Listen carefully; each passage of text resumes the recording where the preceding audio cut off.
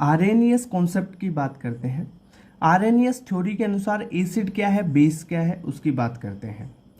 पहली बात ध्यान रखना, Arrhenius concept valid in aqueous solvent only. अगर एक्वस सॉल्वेंट है तभी आर्हेनियस कॉन्सेप्ट वैलिड होगा। एक्वस सॉल्वेंट मतलब सॉल्वेंट क्या होना चाहिए, एक्वस। एक्वस यानी वाटर होना चाहिए।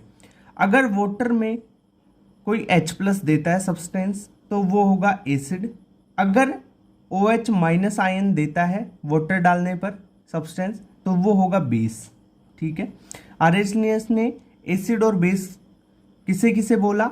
जो एक्वस सॉल्वेंट में H+ दे देता है वो तो एसिड होगा, और जो OH- देता है एक्वस सॉल्वेंट में वो होगा बेस। क्लियर बात। आर्हेनियस थ्योरी की लिमिटेशंस क्या थी?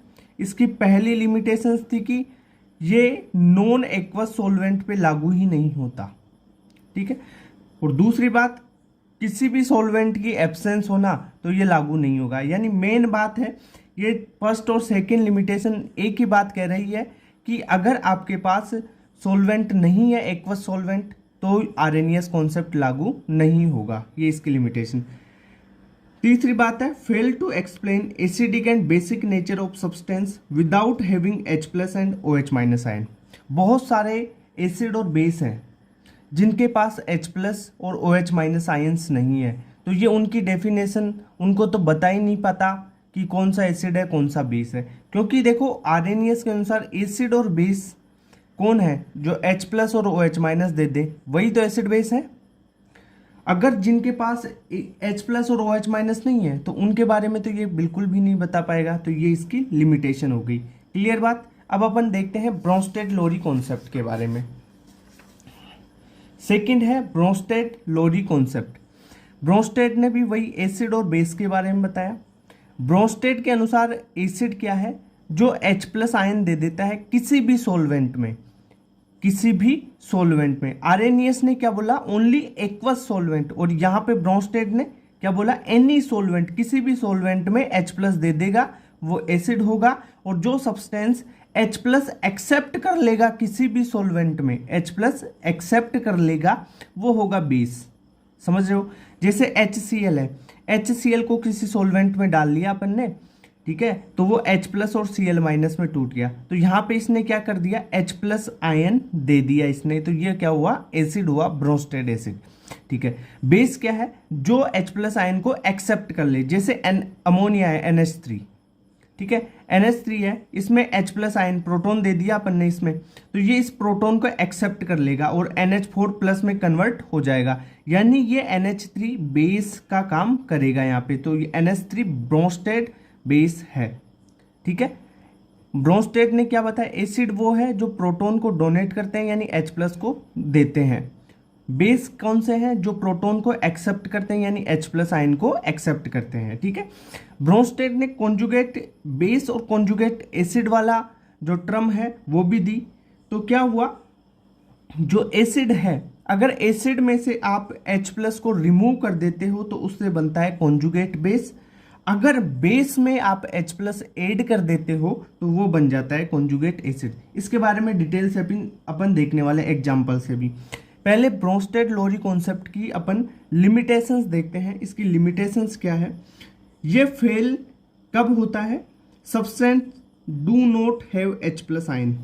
जिनके पास H+ आयन नहीं होगा यानी प्रोटॉन नहीं है, अब उनके लिए तो ये ब्रोंस्टेड-लोरी कॉन्सेप्ट नहीं लगेगा, क्योंकि ब्रोंस्टेड ने तो बताया कि एसिड वो जो प्रोटॉन डोनर और बेस वो जो प्रोटॉन एक्सेप्टर हो। तो जिनके पास H+ आयन नहीं है तो वो H+ डोनेट H+ एक्सेप्ट नहीं कर पाएंगे। यानी जैसे BF3 हो गया, AlCl3 हो गया। अब इनका बताओ, इनका तो ये नहीं बता पा रहा ना, क्योंकि इनके पास तो H+ है ही नहीं, तो इनके बारे में तो कुछ डिटेल से नहीं बता पाएगा। तो ये ब्रोंस्टेड-लोरी कॉन्सेप्ट की लिमिटेशंस हो गई। अब देखो ये कॉन्जुगेट बेस और कॉन्जुगेट एसिड है ना, इसके बारे में अभी अपन डिटेल से देखने वाले हैं। ओके।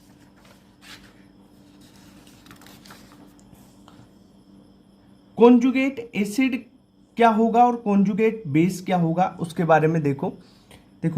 जो कॉन्जुगेट एसिड है उसको आप बेस से फॉर्म करोगे, और कॉन्जुगेट बेस को किससे फॉर्म करोगे? कॉन्जुगेट एसिड से। कैसे? अगर एसिड में से H+ आयन रिमूव कर देते हो, एसिड में से H प्लस आयन रिमूव कर देते हो तो कॉन्जुगेट बेस बन जाता है, और बेस में H प्लस आयन जोड़ देते हो, ऐड कर देते हो, तो वो कॉन्जुगेट एसिड बन जाता है। फॉर एग्जांपल से देखो, जैसे HCl है, यहाँ पे देखो इसको, जैसे HCl है, अब इस HCl में से आपने रिमूव कर दिया H प्लस, यानी एसिड में से H प्लस को रिमूव करोगे तो कॉन्जुगेट बेस बनेगा ना। HCl एसिड है, इसमें से H प्लस रिमूव कर दिया तो Cl माइनस बन गया, और ये Cl माइनस क्या हो गया, कॉन्जुगेट बेस। यानी एसिड में से H प्लस क्या कर दिया अपन ने, रिमूव कर दिया, तो H प्लस रिमूव कर दिया तो ये बन गया आपका कॉन्जुगेट बेस। ओके, जैसे HNO3 क्या है, एसिड है, इस एसिड में से H प्लस रिमूव करोगे तो क्या बचेगा, NO3 माइनस, NO3 क्या हो गया, कॉन्जुगेट बेस। यानी एसिड में से H प्लस रिमूव कर देते हैं, माइनस कर देते हैं, तो कॉन्जुगेट बेस बनता है। और बेस में H प्लस जोड़ेंगे तो कॉन्जुगेट एसिड, जैसे बेस OH माइनस बेस है, इसमें H प्लस जोड़ दो तो H2O बन गया, H2O कॉन्जुगेट एसिड की तरह काम करेगा यहाँ पे। जैसे NH2 माइनस है, NH2 माइनस बेस है, ठीक है, इसमें H प्लस जोड़ दो तो NH3 बन गया, ये इसका कॉन्जुगेट एसिड हो गया। क्लियर बात? अरे ये चीज़ समझ में आई कुछ? देखो एक बात और ध्यान रखना, अगर एसिड स्ट्रोंग है तो उसका कॉन्जुगेट बेस बनेगा ना, वो वीक बनेगा। अगर एसिड वीक है तो उसका कॉन्जुगेट बेस बनेगा ना, वो स्ट्रोंग बनेगा। क्लियर बात? समझ में आई? ये थ्योरेटिकल ये चीज़ समझ में आ रही है ना? ओके, तो कॉन्जुगेट एसिड कॉन्जुगेट बेस कैसे बना पाओगे आप? अगर आपको पूछ लिया जाए, जैसे एग्जाम्पल देखिए, जैसे यहाँ पे देखो एग्जाम्पल्स बता रखे हैं ना, जैसे OH माइनस है, अब OH माइनस का पूछा जाए आपको कि कॉन्जुगेट बेस बनाओ, तो कॉन्जुगेट बेस बनाने के लिए आप क्या करोगे, H प्लस को उसमें से रिमूव कर देना। अगर कॉन्जुगेट एसिड पूछे तो उसमें बेस में H प्लस जोड़ देंगे आप। क्लियर बात? जैसे OH माइनस है, अब OH माइनस में से अगर आप H प्लस रिमूव कर दोगे तो इसका कॉन्जुगेट बेस O2 माइनस बन जाएगा, और OH माइनस में H प्लस जोड़ दोगे तो इसका कॉन्जुगेट एसिड H2O बन जाएगा। अब देखो इस OH माइनस से कॉन्जुगेट बेस भी बन रहा है, कॉन्जुगेट एसिड भी बन रहा है, तो ये OH माइनस एम्फोटेरिक हो जाएगा। क्लियर बात? जैसे HCO3 माइनस है, HCO3 माइनस में से H प्लस रिमूव कर देंगे तो कॉन्जुगेट बेस बन जाएगा CO3 2 माइनस, और HCO3 माइनस में H प्लस जोड़ देंगे तो H2CO3 बन जाएगा एसिड। ठीक है, कॉन्जुगेट एसिड बन गया। तो ये HCO3 माइनस और OH माइनस एम्फोटेरिक है, इनसे कॉन्जुगेट बेस भी बना लो, कॉन्जुगेट एसिड भी बना सकते हैं। क्लियर हुई ये बात सारी? समझ में आई? ओके, नेक्स्ट लुईस कॉन्सेप्ट के बारे में अपन देखते हैं। लुईस कॉन्सेप्ट क्या बोलता है? एसिड और बेस की डेफिनेशन बताएगा ये। लुईस के अनुसार एसिड कौन है? जो इलेक्ट्रॉन को एक्सेप्ट करते हैं उन्हें बोलते हैं अपन एसिड। और लुईस के अनुसार बेस कौन है? जो इलेक्ट्रॉन को डोनेट कर देते हैं, इलेक्ट्रॉन डोनर, वो होते हैं बेस। क्लियर बात? जनरली इलेक्ट्रोफिलिक नेचर वाले होते हैं एसिड, और न्यूक्लियोफिलिक नेचर वाले होते हैं बेस। अब देखो, इलेक्ट्रोफिलिक यानी इलेक्ट्रॉन को प्यार करने वाले, इलेक्ट्रॉन एक्सेप्टर ही हो गए, और न्यूक्लियोफिलिक न्यूक्लियस को चाहने वाले, तो इलेक्ट्रॉन को डोनेट करने वाले, सेम बात है। क्लियर बात? ओके। एसिड के example incomplete octet with vacant orbital, जैसे CH3 प्लस हो गया, AlCl3 हो गया। यहाँ पे बेस के एग्जाम्पल जैसे NH3 हो गया, यहाँ पे लोन पेयर है ना इसके पास, SF4 हो गया। एक आप याद रखना, एक स्टेटमेंट बताता हूँ, all Bronsted base are Lewis base but all Bronsted acid are not Lewis acid, क्योंकि लुईस एसिड में तो इलेक्ट्रॉन एक्सेप्टर हो गया, और यहाँ पे बेस क्या है, लुईस में इलेक्ट्रॉन डोनर है ना। इलेक्ट्रॉन डोनर मतलब इसका न्यूक्लियोफिलिक नेचर है। क्लियर बात? ओके, तो लुईस कॉन्सेप्ट समझ में आए। लुईस में आपको यही चीज याद रखनी है कि एसिड कौन, इलेक्ट्रॉन एक्सेप्टर, और बेस कौन, इलेक्ट्रॉन डोनर। क्लियर बात हुई? एसिड इलेक्ट्रॉन एक्सेप्टर होते हैं और बेस कौन होते हैं, electron donor. Clear? Next Ostwald dilution law पे चले अपन। ऑस्टवाल्ड डाइल्यूशन लॉ की बात करते हैं। ऑस्टवाल्ड डाइल्यूशन लॉ क्या बताता है? The degree of dissociation of a weak electrolyte increase with increase of dilution. पहली बात, ऑस्टवाल्ड डाइल्यूशन लॉ वीक इलेक्ट्रोलाइट पे लागू होता है। सेकेंड पॉइंट है कि अगर आप डाइल्यूशन बढ़ाते हैं, किसी भी सॉल्यूशन को डाइल्यूट करते हैं, तो डिग्री ऑफ डिसोसिएशन इंक्रीज होगा, यानी डाइल्यूशन इंक्रीज करने पर वीक इलेक्ट्रोलाइट का डिग्री ऑफ डिसोसिएशन इंक्रीज होता है। केमिकल इक्विलिब्रियम में अपन ने के इक्विलिब्रियम बराबर सी अल्फा स्क्वायर पूरा डेरिवेशन किया था, इसको समझा था। तो वीक इलेक्ट्रोलाइट के लिए के इक्विलिब्रियम बराबर सी अल्फा स्क्वायर, यहाँ पे अल्फा क्या है, अल्फा है वीक इलेक्ट्रोलाइट का डिग्री ऑफ डिसोसिएशन, तो अल्फा क्या हो जाएगा, के इक्विलिब्रियम बटा सी कॉन्सेंट्रेशन है। यहाँ पे कॉन्सेंट्रेशन को कैसे लिख सकते हो आप, मोल बटा वॉल्यूम लिख सकते हो ना। ओके, तो लिख लो, तो वॉल्यूम बाई मोल हो जाएगा, ये सी नीचे है ना, तो इसको ऊपर करोगे तो वी बाई एन हो जाएगा ये। ओके, क्लियर बात। तो degree of dissociation inversely proportional 1/रूट कंसंट्रेशन के और डायरेक्टली प्रोपोर्शनल रूट वॉल्यूम के, यानी वॉल्यूम बढ़ाओगे तो डिग्री ऑफ डिसोसिएशन बढ़ेगा, और कॉन्सेंट्रेट करोगे, कॉन्सेंट्रेशन बढ़ाया तो डिग्री ऑफ डिसोसिएशन घटेगा। सीधी बात पता चल गई। इसकी लिमिटेशन क्या है, लिमिटेशन ये की है कि ये ओनली वीक इलेक्ट्रोलाइट पे लागू होता है, ठीक है, स्ट्रॉन्ग इलेक्ट्रोलाइट पे लागू नहीं होता है ओस्टवाल डाइल्यूशन लो। क्लियर बात, आगे पढ़े। नेक्स्ट पॉइंट आता है factor affecting degree of dissociation या डिग्री ऑफ आयनाइजेशन, ठीक है। कौन कौन से फैक्टर हैं जो अफेक्ट करते हैं। पहली चीज अपन ने अभी ओस्टवाल डाइल्यूशन लो में पढ़ा है कि जो कंपाउंड है उसका, वीक कंपाउंड का डिग्री ऑफ डिसोसिएशन अल्फा होता है ना, वो वॉल्यूम के डायरेक्टली प्रोपोर्शनल होता है रूट वॉल्यूम के, यानी वॉल्यूम बढ़ाओगे, वॉल्यूम बढ़ाने का मतलब उसको डाइल्यूट किया, डाइल्यूशन किया मतलब अल्फा बढ़ा, यानी डिग्री ऑफ आयोनाइजेशन बढ़ेगी, पहली बात। दूसरा, नेचर ऑफ इलेक्ट्रोलाइट पे कैसे डिपेंड करता है। अगर आपने स्ट्रॉन्ग इलेक्ट्रोलाइट लिया तो अल्फा 100% हो जाएगा, यानी अल्फा बराबर 1 हो जाएगा। अगर वीक इलेक्ट्रोलाइट लिया तो अल्फा 100% से कम होगा, यानी अल्फा 1 से कम होगा। क्लियर बात। टेम्परेचर पे कैसे डिपेंड करता है। अगर देखो जैसे टेम्परेचर को बढ़ाया, टेम्परेचर बढ़ाएंगे तो आयनाइजेशन बढ़ेगा, और आयनाइजेशन बढ़ेगा तो अल्फा भी बढ़ेगा। यानी आयनाइजेशन का मतलब क्या है, वही कि डिसोसिएशन या एसोसिएशन। तो अगर डिसोसिएशन बढ़ता है तो अल्फा बढ़ेगा, डिसोसिएशन कांस्टेंट बढ़ेगा।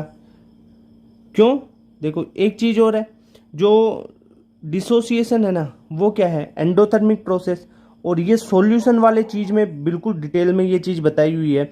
एंडोथर्मिक और एक्जोथर्मिक दोनों के लिए अगर टेम्परेचर बढ़ाते हैं तो सॉल्यूशन पे क्या इफेक्ट पड़ता है, वो चीज भी देख लेना एक बार, ठीक है। तो रिलेट कर लेना दोनों चीजों को। ओके, तो टेम्परेचर बढ़ाओगे तो क्या होगा, जनरली अल्फा बढ़ता है। क्लियर बात। डिग्री ऑफ आयनाइजेशन है अल्फा। नेक्स्ट पॉइंट है कि नेचर ऑफ सॉल्वेंट पे डिग्री ऑफ आयनाइजेशन कैसे डिपेंड करता है। यानी अगर किसी सॉल्वेंट का डाइलेक्ट्रिक कांस्टेंट जितना ज़्यादा होगा उसकी वैल्यू अल्फा की उतनी ही ज़्यादा होगी। यार डाइलेक्ट्रिक कांस्टेंट क्या है, जैसे देखो वाटर का डाइलेक्ट्रिक कांस्टेंट 80 है, तो वाटर का 80 है, तो ये क्या करेगा, वाटर किसी भी चीज़ से अपने 80 के रेट से डिसोसिएट करने की पावर हो जाएगी। जैसे मान लो कोई मेटल है, उसका है 20 डिग्री ऑफ डिसोसिएशन, मान लो जनरली, और वाटर का 80 है, तो कौन डिसोसिएट ज़्यादा करेगा, जिसका अल्फा ज़्यादा होगा, यानी जिसकी पावर ज़्यादा होगी डिसोसिएशन की, और जिसका डाइलेक्ट्रिक कांस्टेंट ज़्यादा होगा। बात तो वही है। तो डाइलेक्ट्रिक कांस्टेंट 80 ज़्यादा है तो वो ज़्यादा डिसोसिएट कर पाएगा। तो समझो डाइलेक्ट्रिक कांस्टेंट बढ़ाओगे तो डिग्री ऑफ आयनाइजेशन बढ़ेगी। क्लियर बात। ओके, अब अपन बेसिकली देखो, मैंने आपको लॉग और एंटी लॉग की सारी चीज़ें बता चुका, एक बार फिर रिवीजन करवा देता हूँ लॉग और एंटी लॉग का कॉन्सेप्ट का। सबसे पहला कॉन्सेप्ट क्या याद रखना है, log 1 से लेकर log 10 तक की वैल्यू याद रखोगे। समझ गए। log 1 0 होता है, log 2 होता है 0.30, log 3 होता है 0.48, log 4 होता है 0.60, 0.5 होता है 0.70 कर सकते हो या 69 कर सकते हो इसको, 0.6 वो log 6 होता है 0.78, log 7 होता है 0.84, log 8 होता है 0.90, log 9 होता है 0.95, log 10 होता है 1। ये चीज़ याद रख लोगे। इसके बाद में आपको कॉन्सेप्ट बताऊं, पीएच निकालने के सारे कॉन्सेप्ट सिखा चुका हूं, देख लो पहले जो वीडियो बनाई है ना अभी, उसमें पीएच बराबर क्या होता है, माइनस log ऑफ H+ होता है ना। एक ट्रिक देख लो। सबसे पहली ट्रिक क्या है, अगर आपको H+ की कंसंट्रेशन दी हुई हो, जैसे 10 की पावर में, जैसे 10 की पावर -4 दे दिया हो, 10 की पावर -6, 10 की पावर -10, 10 की पावर -5 ऐसे दिया हुआ हो और pH पूछे, तो डायरेक्ट आपको क्या कर देना है, 10 की पावर में जो नेगेटिव में संख्या है ना उसको पॉजिटिव में लिख देना है। यानी H+ दे रखा हुआ आपको 10 की पावर -4, तो उसके pH हो जाएगा 4। अगर H+ आपको 10 की पावर -5 दिया हुआ हो, pH हो जाएगा 5। अगर H+ आपको 10 की पावर -12 दिया हुआ हो तो pH हो जाएगा 12। क्लियर बात, ऐसे क्वेश्चन कर लोगे। दूसरा क्वेश्चन ऐसे आते हैं pH पे, जैसे H+ आपको 3 × 10⁻⁴ दे रखा है, तब इसको कैसे सोल्व करोगे, तो इसकी pH निकालोगे। तो तरीका क्या बता रहा हूँ मैं, 10 की पावर में जो भी नेगेटिव में जो पावर है ना, उसमें जो संख्या है उसको पहले लिख लो pH लिखने के लिए। तो pH बराबर 4 लिख लिया, 10 की पावर में 4 है, 4 लिख लिया। और जो आगे संख्या है ना मल्टीप्लाई में, उसका log कर दो, यानी 4 - log 3 हो जाएगा। log 3 का वैल्यू क्या होता है 0.48, तो ये इसकी pH आ गई 3.52। देखो pH निकालने के यही तरीके हैं, सबसे बेस्ट तरीका है। अगर आपको नहीं आता है तो मैंने सेपरेट वीडियो भी इस चैनल पे ही डाल रखी है, log कैसे निकालोगे। log और एंटी log के 4-5 कॉन्सेप्ट है, इनके अलावा और क्वेश्चन बाहर से आता ही नहीं है। ऐसे कॉन्सेप्ट बता रहा हूँ भाई। देखो H+ ऐसा दे रखा है तो pH ये हो जाएगी। क्या कॉन्सेप्ट है, बहुत शानदार चीज़ें हैं, खुद की बनाई हुई चीज़ें हैं भाई, ऐसे नहीं मिलेगी।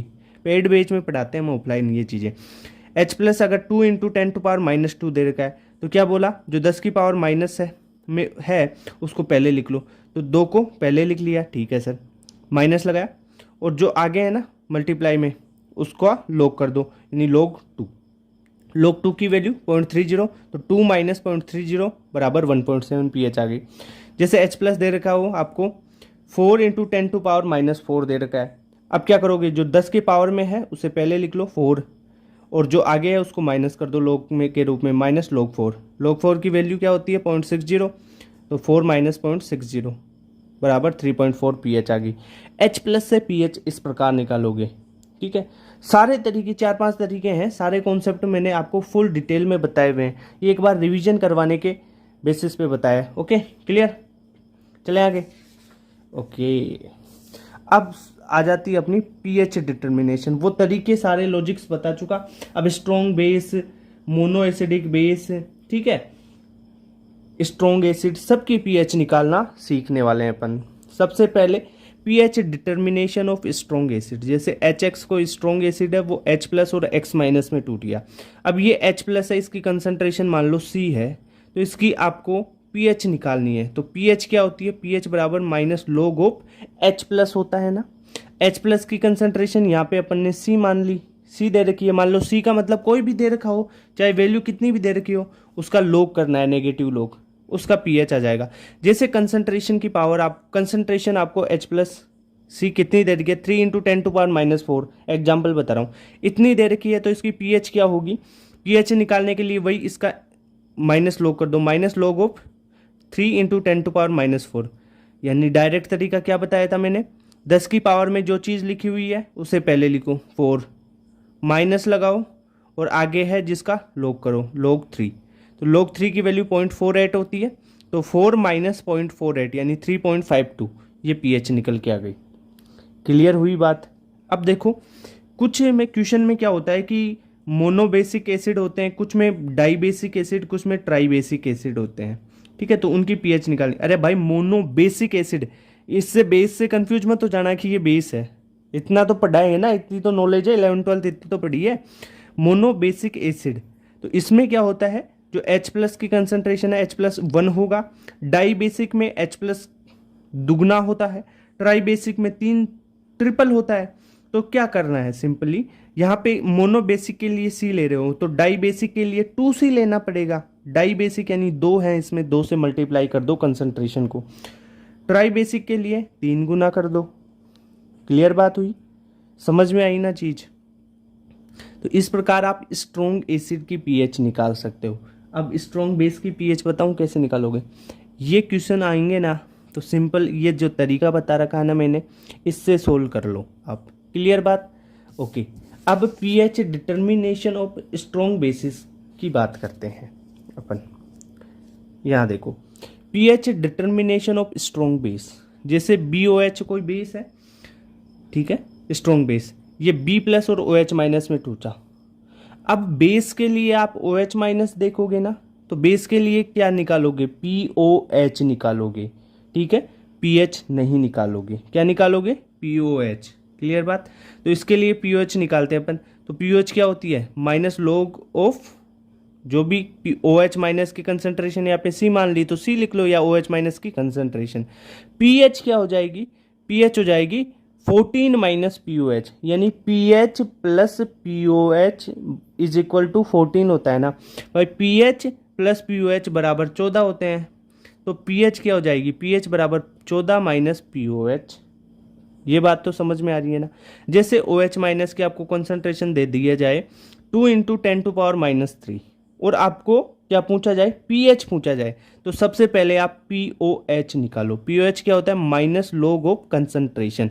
आपने इतनी कंसंट्रेशन दे रखी है तो माइनस लॉग ऑफ 2 × 10⁻³ अब इसका माइनस लॉग करना है 2 × 10⁻³ का। वही तरीका जो पावर में है, सबसे पहले उसे आगे लिख लो, 3 लिख दिया, 10 की पावर में जो है उसे आगे लिख लिया, माइनस जो आगे मल्टीप्लाई में है उसे लॉग कर दो, उसका log 2, ठीक है। log 2 की वैल्यू क्या कितनी होती है, 0.30 होती है ना। तो 3 माइनस 0.30 यानी 2.7, ये आ गई POH। अब पीएच निकालने के लिए क्या करेंगे, 14 माइनस POH कर देंगे, तो पीएच बराबर 14 minus 2.7 is equal to 11.3। Clear बात। वही अपन ने जैसे एसिड में पढ़ा था कि mono basic acid, di basic acid, वैसे ही मोनो एसिडिक बेस और di acidic base, tri acidic base ऐसे होते हैं। मोनो एसिडिक बेस में OH माइनस की कंसंट्रेशन C है, तो डाई एसिडिक बेस में होगी 2C, ट्राई एसिडिक बेस में होगी 3C। सही बात। डाई बेसिक आ जाए तो 2 से दुगना कर दो कंसंट्रेशन को, ट्राई एसिडिक बेस आए तो तिगनी कर दो OH माइनस की कंसंट्रेशन। क्लियर बात। ऐसे सोल्व करोगे आप क्वेश्चंस को। तो ये हो गया आपका स्ट्रॉन्ग बेसिस के लिए पीएच डिटर्मिनेशन। क्लियर बात। अब अभी मैंने आपको एक चीज बताई थी कि इक्विलिब्रियम, ठीक है, और जो H प्लस OH माइनस में रिलेशन, उसके बारे में डिटेल से देख लेते हैं, ठीक है। जैसे अपन पहले तो वाटर के लिए देख लेते हैं, वाटर डिसोसिएशन कांस्टेंट, इनके बारे में बात करते हैं। वाटर H2O, H प्लस और OH माइनस में टूट गया, इसके लिए के इक्विलिब्रियम क्या लिख सकते हो आप, प्रोडक्ट की कंसंट्रेशन बटा रिएक्टेंट की कंसंट्रेशन। प्रोडक्ट क्या है, H प्लस और OH माइनस, कंसंट्रेशन लिख दिया, बटा रिएक्टेंट कितना है H2O, उसको लिख दिया। क्लियर बात। अब क्या होगा, H2O को के इक्विलिब्रियम से मल्टीप्लाई कर दोगे तो के इक्विलिब्रियम इंटू H2O बराबर H plus into OH minus की कंसंट्रेशन, ये हो गया। अब जो के इक्विलिब्रियम इंटू H2O है, इसे बोलते हैं आयनिक प्रोडक्ट ऑफ वाटर, यानी के इक्विलिब्रियम इंटू H2O, ये होता है KW, इसे बोलते हैं आयनिक प्रोडक्ट ऑफ वाटर। तो KW बराबर H प्लस और OH माइनस की कंसंट्रेशन के मल्टीप्लाई के बराबर हो गया। क्लियर बात। और जो KW है आयनिक प्रोडक्ट ऑफ वाटर, ये ओनली डिपेंड करता है किस पे, टेम्परेचर पे, क्योंकि ये कांस्टेंट है ionic product of water. Okay, clear बात। रूम टेम्परेचर 25 डिग्री सेल्सियस पे H प्लस और OH माइनस की कंसंट्रेशन बराबर होती है, तो ये कितनी होगी 10⁻⁷। यानी अगर अपन बात करें KW कितना होगा, KW क्या होता है, H प्लस और OH माइनस दोनों की कॉन्सेंट्रेशन का मल्टीप्लाई, यानी 10⁻⁷ इंटू 10⁻⁷, तो ये हो गया 10⁻⁴।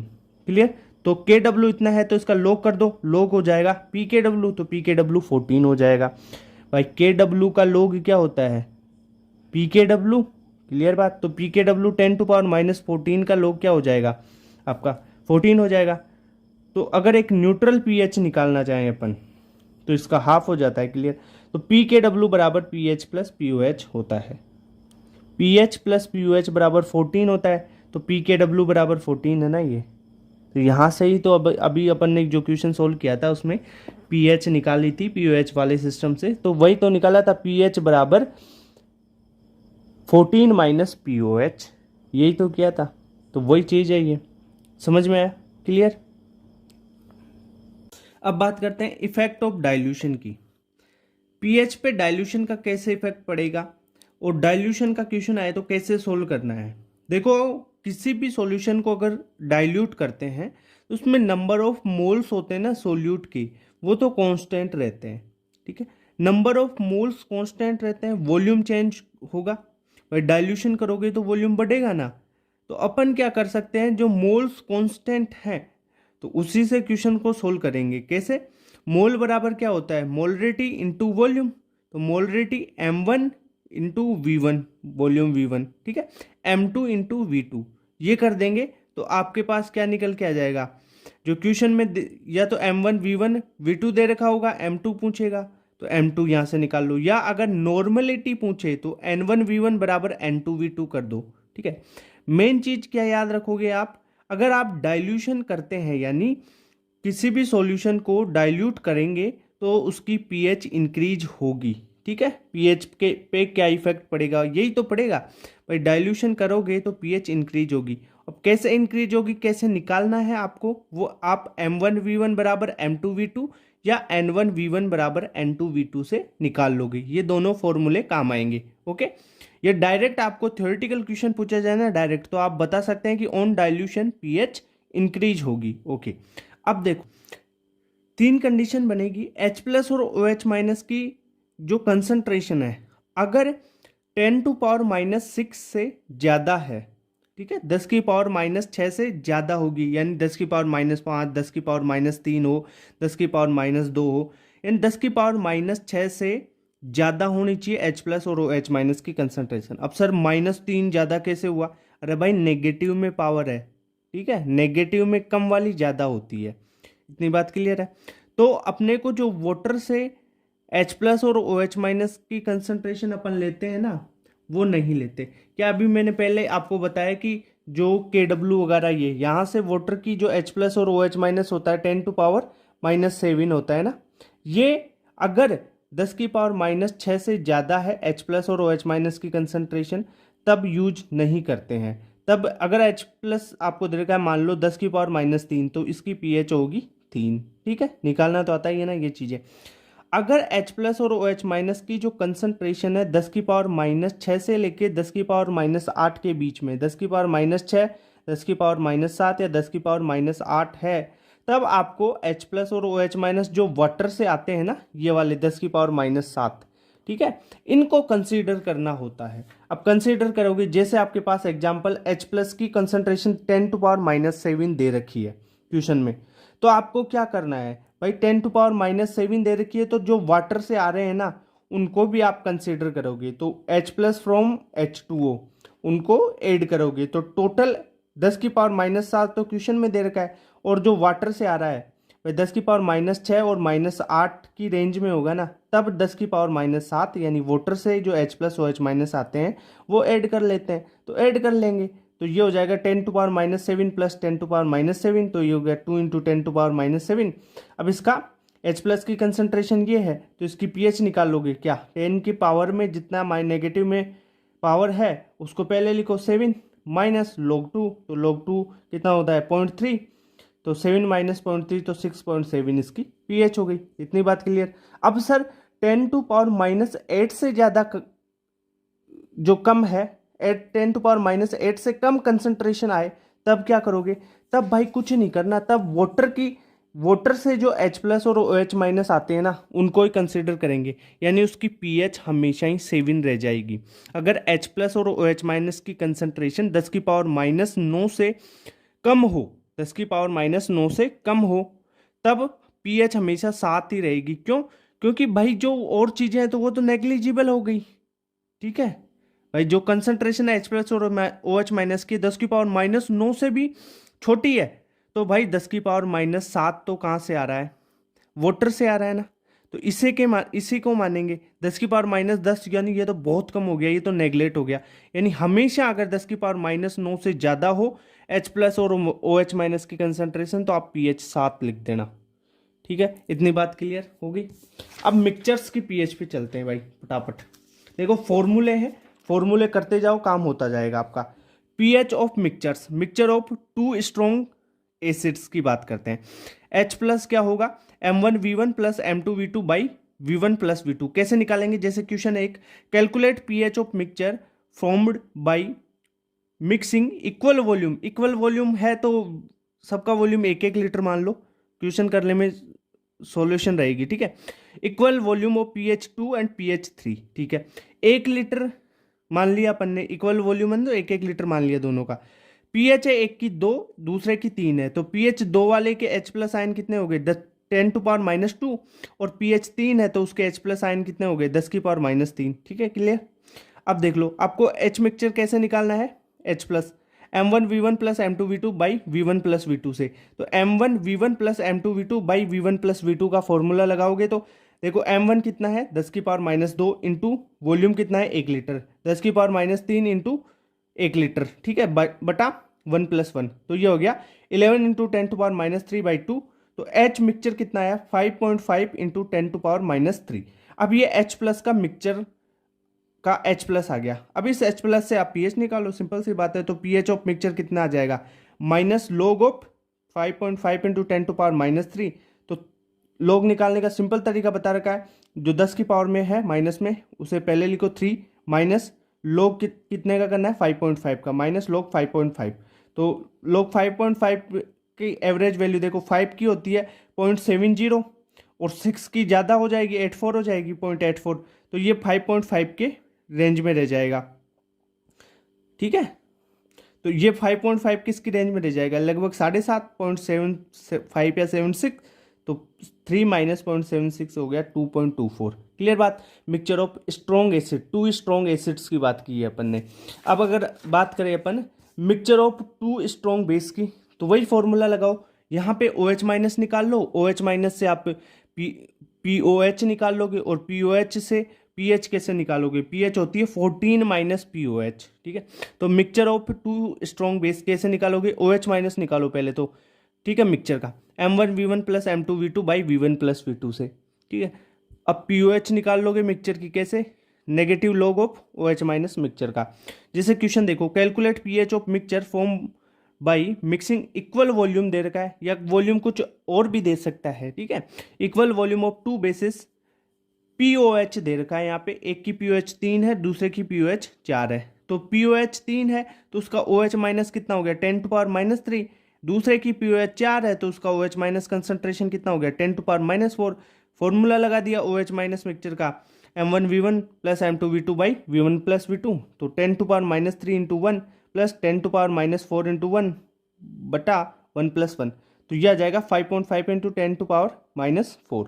अब ये आ गया OH माइनस मिक्सचर की कंसंट्रेशन। अब इससे POH निकलेगी, अभी तो POH निकाल लोगे तो वो क्या आएगा? माइनस log ऑफ 5.5 इंटू 10⁻⁴, तो ये 4 माइनस 0.76 होता है log 5.5 की वैल्यू, तो 3.24 आ गया इसका POH। अब pH निकालनी थी अपने को, तो POH क्या होती है? pH क्या होती है पहली बात देख लो, pH होती है 14 माइनस POH दे रखा है 3.24, तो 14 माइनस 3.24 करेंगे तो ये 10.76 आ जाएगी, क्लियर बात इतनी।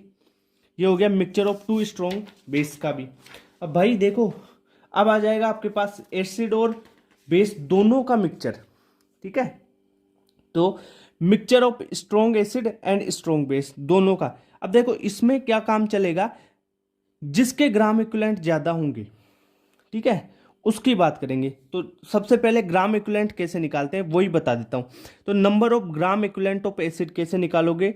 नॉर्मेलिटी इनटू वॉल्यूम, एसिड की नॉर्मेलिटी और एसिड का वॉल्यूम, इससे निकाल सकते हो, या आप molarity into volume into n factor of acid, इससे भी निकाल सकते हो, ठीक है। वैसा ही फॉर्मूला बेस के लिए लगेगा, क्लियर बात। अगर मेरी बात सुनो, एसिड के, स्ट्रॉन्ग एसिड के और स्ट्रॉन्ग बेस के दोनों के ग्राम इक्विवेलेंट, यानी ग्राम इक्विवेलेंट बराबर हो तो पीएच हमेशा 7 रहेगी, ठीक है।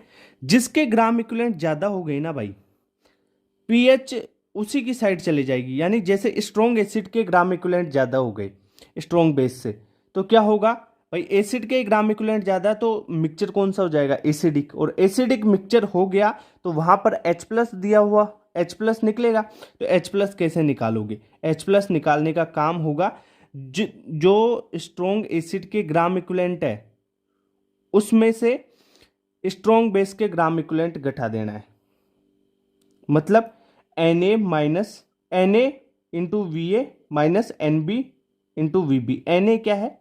Na है नॉर्मलिटी ऑफ एसिड, V है volume of acid, minus Nb है नॉर्मलिटी ऑफ बेस, Vb है वॉल्यूम ऑफ बेस, बटा टोटल वॉल्यूम। वॉल्यूम टोटल किसका? एसिड और बेस का। क्लियर बात? यहाँ से H प्लस निकालोगे और H प्लस से आप पीएच निकाल सकते हो, क्या होती है? Negative log of H plus. Clear बात? ओके। अब देखो, अगर स्ट्रॉन्ग बेस के ग्राम इक्विवेलेंट ज़्यादा हो तब मिक्सचर बेसिक होगा और तब OH माइनस की कंसंट्रेशन निकालोगे तो उससे पीएच निकालोगे। तो OH माइनस की कंसंट्रेशन कैसे निकालोगे? NB into V B minus Na into V A बटा V A plus V B. ठीक है, तो यहाँ से POH निकलेगी। POH क्या होगी? Negative log of OH minus ion, और इससे पीएच निकाल लेना। पीएच क्या होती है? 14 माइनस POH। यहाँ पे देखो, समझो इस बात को। Mixture of strong acid and strong base में क्या किया? नंबर ऑफ ग्राम इक्विवेलेंट निकालने। जिसके ग्राम इक्विवेलेंट ज़्यादा, मिक्सचर वैसा ही हो जाएगा। तो क्या करना है? ज़्यादा के ग्राम इक्विवेलेंट में से कम वाले के ग्राम इक्विवेलेंट घटाओगे, बटा टोटल वॉल्यूम कर दोगे। तो जैसा मिक्सचर है, एसिडिक है तो H प्लस की कंसंट्रेशन आ जाएगी और बेसिक है तो OH माइनस की कंसंट्रेशन आ जाएगी। क्लियर बात? समझ में आई ना ये चीज़? तो मिक्सचर का ये हो गया काम तुम्हारा। क्लियर? अब अपन देखते हैं सिंपल वीक एसिड की पीएच ऑफ वीक एसिड कैसे निकालेंगे। 3 फॉर्मूला याद रखना है, यहां से ही क्वेश्चन बनेगा। ठीक है, पीएच ऑफ वीक एसिड, जैसे HA कोई वीक एसिड है, ये H प्लस और A माइनस में टूट गया।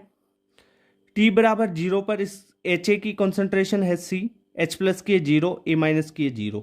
अगर T बराबर इक्विलिब्रियम टाइम या T टाइम पर देखें तो इसकी HA की कंसंट्रेशन हो जाएगी, पहले H प्लस की कंसंट्रेशन देखो, H प्लस की कंसंट्रेशन C अल्फा हो जाती है, A माइनस की C अल्फा हो जाती है। तो HA की क्या होगी? C तो पहले थी, उसमें से घट जाएगी C अल्फा, तो C माइनस C अल्फा हो जाएगी।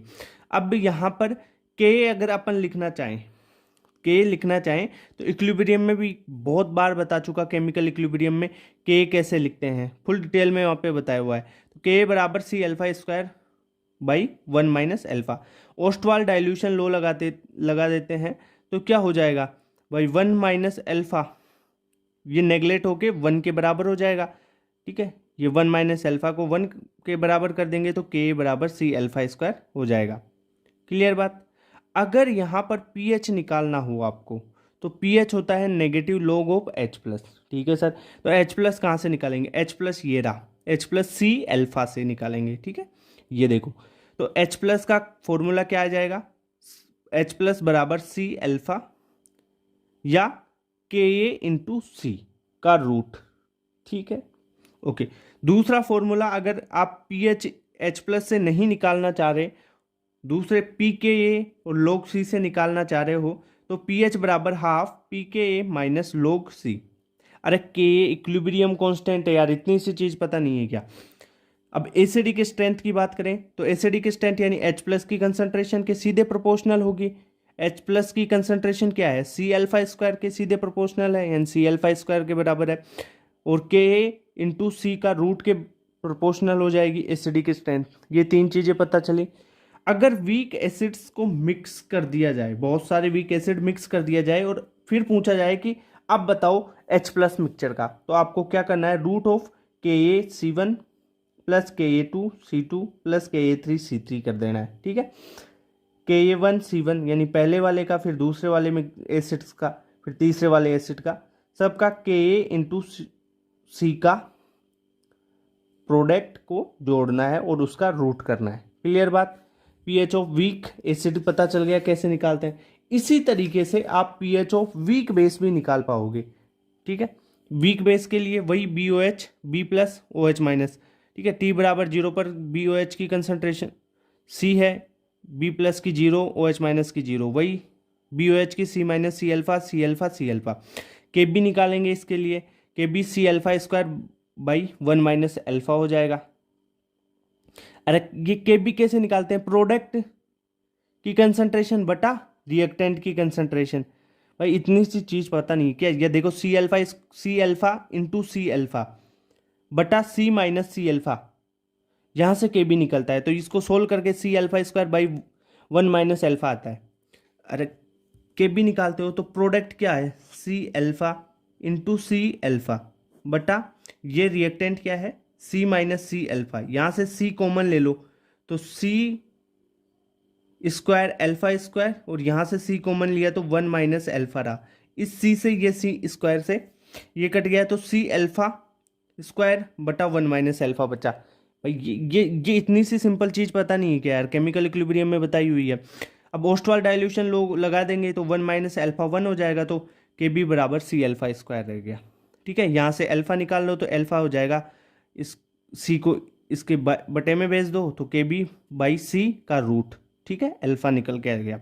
अब देखो पी एच निकालनी है तो या तो पी ओ एच निकाल के पी एच निकाल लो, या फिर एक डायरेक्ट मेथड भी बता दूंगा। तो ओ एच माइनस की कंसंट्रेशन क्या होगी, पहले तो सी अल्फा होगी, और सी अल्फा को क्या लिख सकते हैं, रूट के बी इंटू सी। अब देखो अल्फा की वैल्यू, ये अल्फा की वैल्यू रूट के बी बाई सी है ना, ये यहाँ पे रख दोगे तो ये आ जाएगा ओ एच माइनस बराबर रूट के बी इंटू सी। क्लियर बात, ओके। पी ओ एच क्या होती है, minus log of K B into सी का रूट, तो रूट को हाफ पावर के रूप में लिख सकते हैं यहाँ पे। तो ये हो जाएगा आपके पास पी ओ एच बराबर हाफ पी के B minus log c.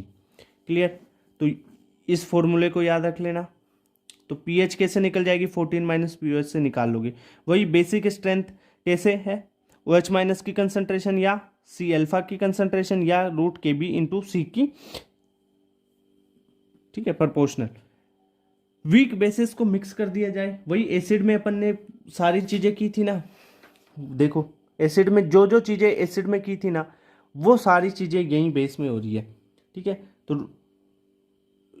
Mix कर दिया वीक बेस को, तो ओ एच माइनस मिक्सचर का कैसे निकालोगे, root of K B one into C one plus K B two into C two plus K B three into C three, कितने भी infinite हो तो वहाँ तक कर सकते हो आप। क्लियर बात, तो P H of weak base पता चला ना कैसे निकालते हैं। अब अपन देख लेते हैं, एक छोटा सा टॉपिक आती है, relation between acid and conjugate base pair या बेस और कॉन्जुगेट एसिड पेयर के बीच में। ठीक है, जैसे यहाँ पर अपन ने एच ए कोई एसिड लिया, वाटर में डाला H3O प्लस और A माइनस में टूट गया। अब यहाँ से A माइनस क्या बन गया, इसका कॉन्जुगेट बेस बन गया। या आप देख लो A माइनस प्लस वाटर डाला तो HA प्लस OH माइनस बन गया। ठीक है, अब सिंपल सी बात यह है कि अपने को देखना है एसिड और कॉन्जुगेट बेस पेयर में रिलेशन। सीधी सी बात, क्वेश्चन आएगा तो आपके यहाँ से आ सकता है। एक फॉर्मूला सीधा बता देता हूँ आपको पहले तो, कि जो के है एसिड का वो और उसका कॉन्जुगेट बेस है ना उसका के बी, दोनों का जो अगर प्रोडक्ट करते हैं तो वो के डब्ल्यू के बराबर होता है। ये फॉर्मूला है, इस फॉर्मूले से क्वेश्चन आएगा। देखो के लिखें अगर एच ए के लिए, इस एच ए के लिए के लिखते हैं, एसिड के लिए के लिखते हैं। के क्या होगा, प्रोडक्ट बटा रिएक्टेंट। प्रोडक्ट है H3O प्लस यानी H प्लस और A माइनस। ठीक है, दोनों की कंसंट्रेशन बटा एच ए की कंसंट्रेशन। ओके, के बी यहाँ से क्या लिख सकते हैं, के बी A माइनस के लिए प्रोडक्ट की कंसंट्रेशन बटा रिएक्टेंट की, प्रोडक्ट OH माइनस और HA की कंसंट्रेशन बटा A माइनस की कंसंट्रेशन। भाई वाटर की तो लेंगे नहीं ना, तो यहाँ से अगर दोनों का रिलेशन निकाला जाए तो क्या होगा, के एसिड का और के बी उसके ही कॉन्जुगेट बेस का, दूसरा बेस नहीं होना चाहिए, उसी का कॉन्जुगेट बेस होना चाहिए। दोनों का जो प्रोडक्ट होगा वो के डब्ल्यू के बराबर होगा। या आप ऐसे भी बोल सकते हैं कि जो बेस है उसका के बी और उस बेस के, इस बेस का जो कॉन्जुगेट एसिड बना है उसका के, उन दोनों का प्रोडक्ट भी के डब्ल्यू के बराबर होता है। ये चीज़ समझ में आई, क्लियर। और सीधे ये फॉर्मूला भी पता है ना, क्वेश्चन हो जाएगा आराम से, कोई दिक्कत नहीं आएगी यहाँ से क्वेश्चन। ये देखो कॉन्सेप्ट है ये दोनों, क्लियर। तो ये रिलेशन पता चल गया। अब चले पॉलीबेसिक और पॉली एसिडिक बेस पे। पॉलीबेसिक एसिड, पॉलीबेसिक एसिड और पॉली एसिडिक बेसिस की, जिसे एक एग्जांपल से समझते हैं इसको। H2SO4 है, ये टूटा H प्लस और HSO4 माइनस में।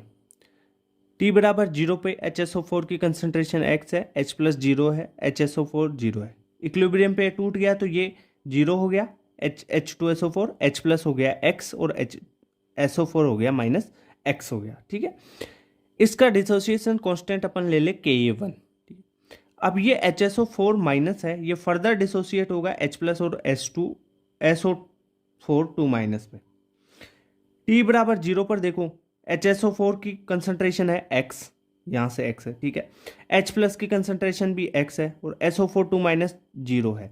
तो फर्दर T बराबर T टाइम पर इक्विलिब्रियम पर अगर ये टूट जाता है तब क्या होता है कि जो H प्लस है वो Y बनता है, मान लो SO4 2 माइनस Y बनता है, तो H प्लस कितना होगा भाई, X तो पहले से है और Y और बन गया ये, तो X प्लस Y हो जाएगा और ये HSO4 X माइनस Y होगा क्योंकि ये डिसोसिएट हो रहा है ना Y मोल्स इसके। ओके, क्लियर बात। तो यहाँ पे X बहुत ज़्यादा है क्योंकि फर्स्ट बार Ka1 है उसमें जो H प्लस की कंसंट्रेशन आई वो X थी और ये ज़्यादा है Y से, तो Ka1 ज़्यादा होगा Ka2 से। ये कॉमन आयन इफेक्ट से देख लिया था ना अपन ने, कॉमन आयन इफेक्ट अभी बताने वाला हूँ, ठीक है। ओके, अब अगर अपन को क्वेश्चन पूछा जाए कि के इक्विलिब्रियम लिखो इन दोनों इसके रिएक्शंस के लिए, H2SO4 से फाइनल H प्लस और SO4 2 माइनस टूटा, तो इसके लिए आप के इक्विलिब्रियम लिख सकते हैं Ka1 इंटू Ka2। क्लियर बात, Ka1 इंटू Ka2 पूरी रिएक्शंस के लिए। कॉमन आयन इफेक्ट की बात करते हैं। देखो कॉमन आयन इफेक्ट की स्टेटमेंट क्या है, इसमें एक स्ट्रॉन्ग एसिड और वीक एसिड को लिया जाता है या स्ट्रॉन्ग बेस और वीक बेस को लिया जाएगा, यानी एक इलेक्ट्रोलाइट वीक इलेक्ट्रोलाइट होगा और दूसरा इलेक्ट्रोलाइट होगा स्ट्रॉन्ग इलेक्ट्रोलाइट। होगा क्या इसमें, when a strong electrolyte having a common ion is mixed with weak electrolyte, then degree of ionization of weak electrolyte is decrease. यानी बोल क्या रहा है कॉमन आयन इफेक्ट, अगर आपने स्ट्रॉन्ग इलेक्ट्रोलाइट और वीक इलेक्ट्रोलाइट लिया जिसमें कोई कॉमन आयन हो, यानी दोनों में एक आयन सेम हो, तब जो डिग्री ऑफ आयोनाइजेशन यानी डिग्री ऑफ डिसोसिएशन या एसोसिएशन है वीक इलेक्ट्रोलाइट का, वो डिक्रीज हो जाएगा। अब कैसे डिक्रीज होगा वो समझते हैं। देखो कॉमन आयन इफेक्ट लगेगा किस किस पे, एक तो होना चाहिए स्ट्रॉन्ग इलेक्ट्रोलाइट और दूसरा वीक इलेक्ट्रोलाइट, और दोनों में एक आयन कॉमन होना चाहिए, ठीक है। अब देखो कैसे लगेगा, जैसे CH3COOH है, एसिटिक एसिड है, इसको तोड़ा तो ये डिसोसिएट हुआ CH3COO माइनस और H प्लस में। दूसरा अपन ने ले लिया HCl, ठीक है, ये एसिटिक एसिड वीक एसिड है और HCl स्ट्रॉन्ग एसिड ले लिया, ये H प्लस और Cl माइनस में टूट गया। अब देखो यहां पर देखो CH3COOH को तोड़ा तो यहां पर भी H प्लस बना और HCl को तोड़ा H प्लस और Cl माइनस में तो यहां पर भी H प्लस बना। अब देखो प्रोडक्ट की साइड H प्लस यहां पर भी है और यहां पर भी है, H प्लस की कंसंट्रेशन बढ़ गई, H प्लस की कंसंट्रेशन प्रोडक्ट की साइड बढ़ गई, ठीक है सर। तो क्या होगा कि जो CH3COOH है भाई ये टूटना कम हो जाएगा, कम टूटेगा ना, क्योंकि यहां प्रोडक्ट बढ़ रहा है। भाई ली चैटरलियर प्रिंसिपल पढ़ाया था ना मैंने केमिकल इक्विलिब्रियम में, उसी का एप्लीकेशन यूज कर रहा हूं। तो H प्लस की कंसंट्रेशन यहाँ पे बढ़ रही है, तो जो वीक इलेक्ट्रोलाइट है यानी एसिटिक एसिड है CH3COOH, इसका जो डिग्री ऑफ आयनाइजेशन यानी डिग्री ऑफ डिसोसिएशन है वो घट जाएगा। क्लियर सी बात है, क्योंकि H प्लस की कंसंट्रेशन बढ़ रही है। देखो H प्लस यहाँ पर भी है और इसमें भी है H प्लस, इससे भी टूट के आ रहा है।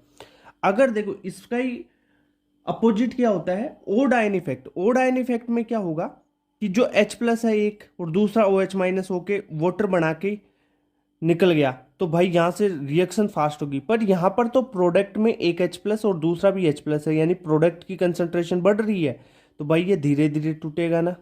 क्लियर सी बात है, ठीक है, समझ में आ गई।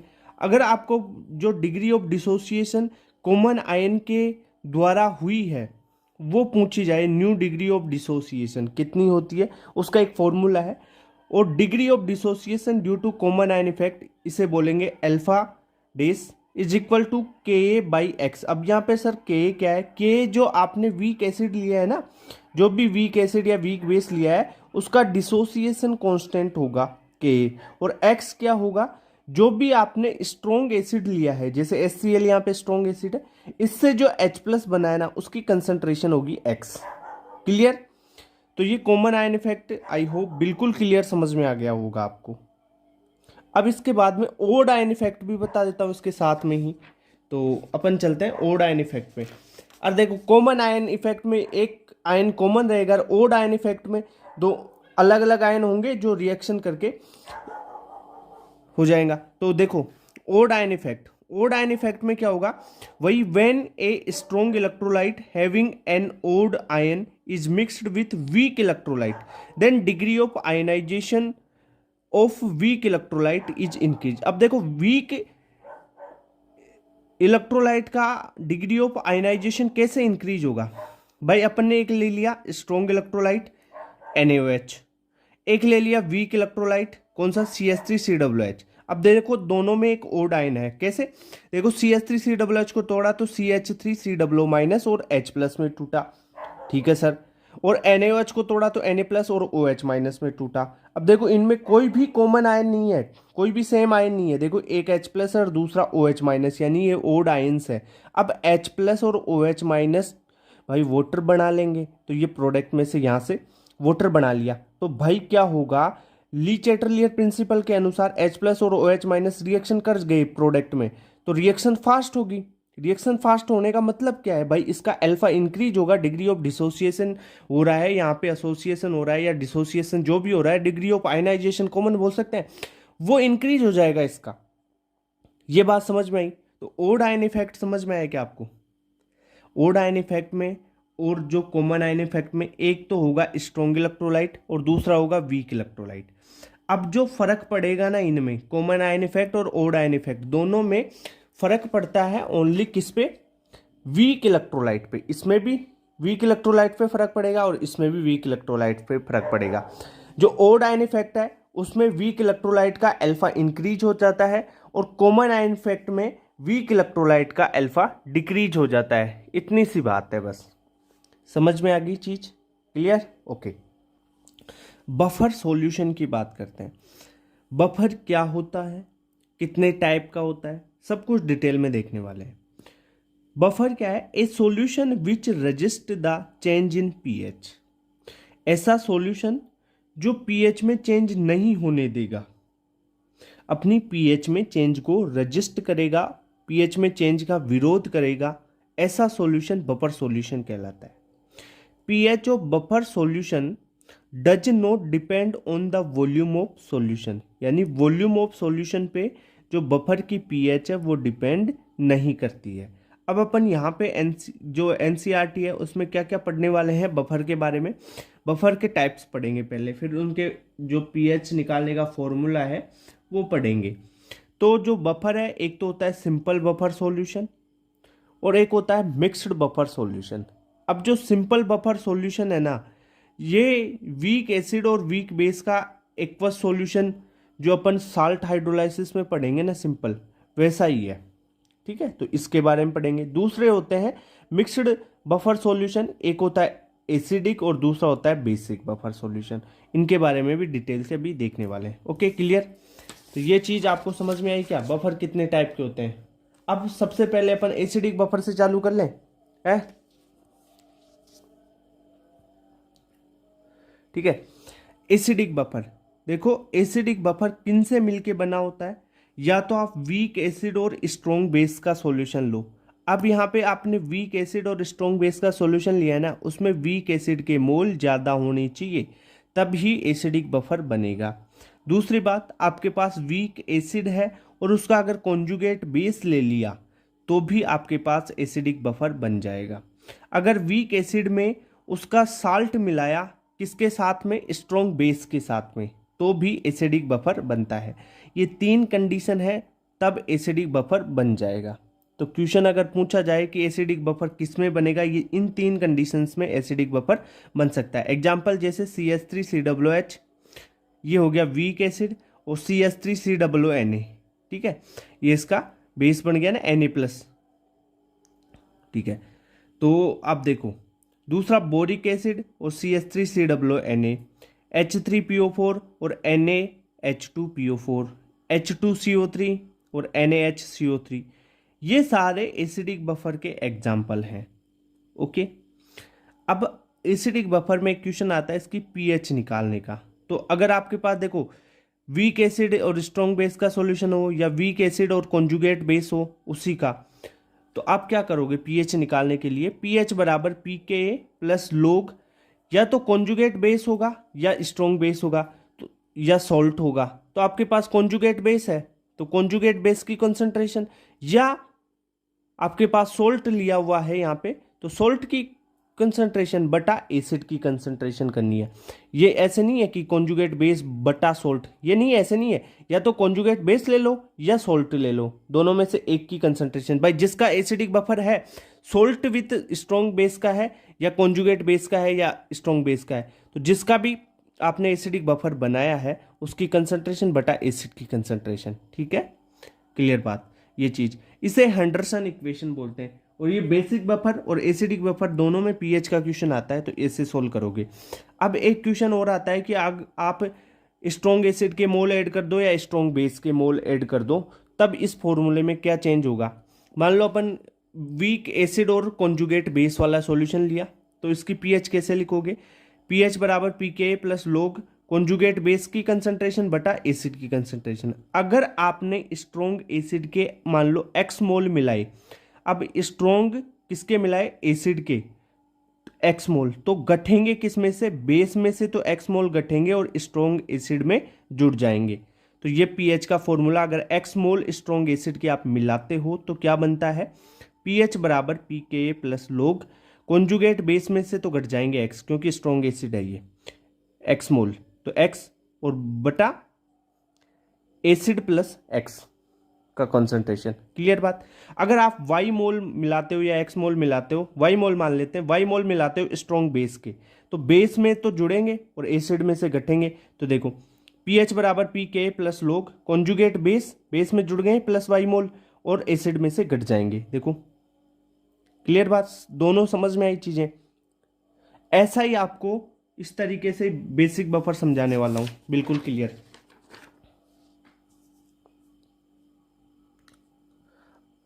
अब देखो बेसिक बफर, बेसिक बफर कैसे बनेगा, पहले कंडीशंस देख लो।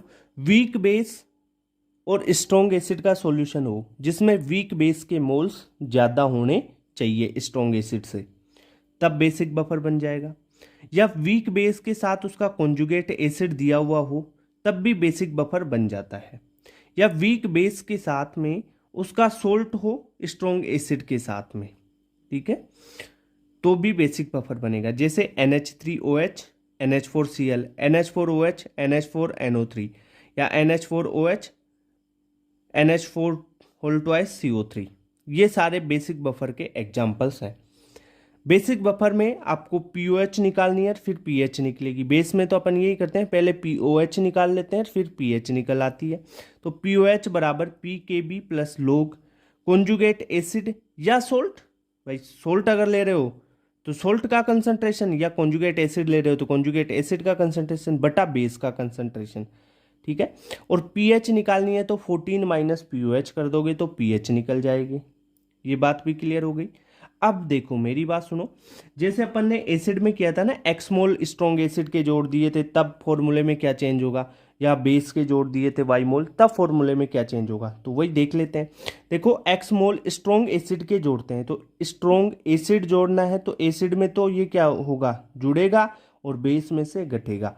तो पीओएच बराबर पी के B plus log conjugate acid, strong acid के एक्स मोल जोड़ रहे हैं अपन स्ट्रॉन्ग एसिड में, ठीक है, तो कॉन्जुगेट एसिड प्लस एक्स बटा बेस माइनस एक्स हो जाएगा। ठीक है, अगर y moles of strong base is added तो क्या होगा, पीओएच बराबर pKb minus pKb plus log conjugate acid, देखो स्ट्रॉन्ग बेस जोड़ रहे हैं ना तो एसिड में से घटेगा conjugate acid minus y moles by base plus y moles. Clear बात। तो आपको ये पता चल गया एसिडिक बफर और बेसिक बफर, बिल्कुल क्लियर। अब देखो जो बफर है उसकी कैपेसिटी के बारे में चर्चा करते हैं, कैपेसिटी कैसे निकालते हैं, फिर उसकी रेंज वगैरह इनके बारे में भी देख लेंगे अपन। बफर कैपेसिटी, पहले बफर की कैपेसिटी होती क्या है, it is defined as the number of moles of strong acid और strong base added to 1 litre of buffer solution to change its pH by 1 unit.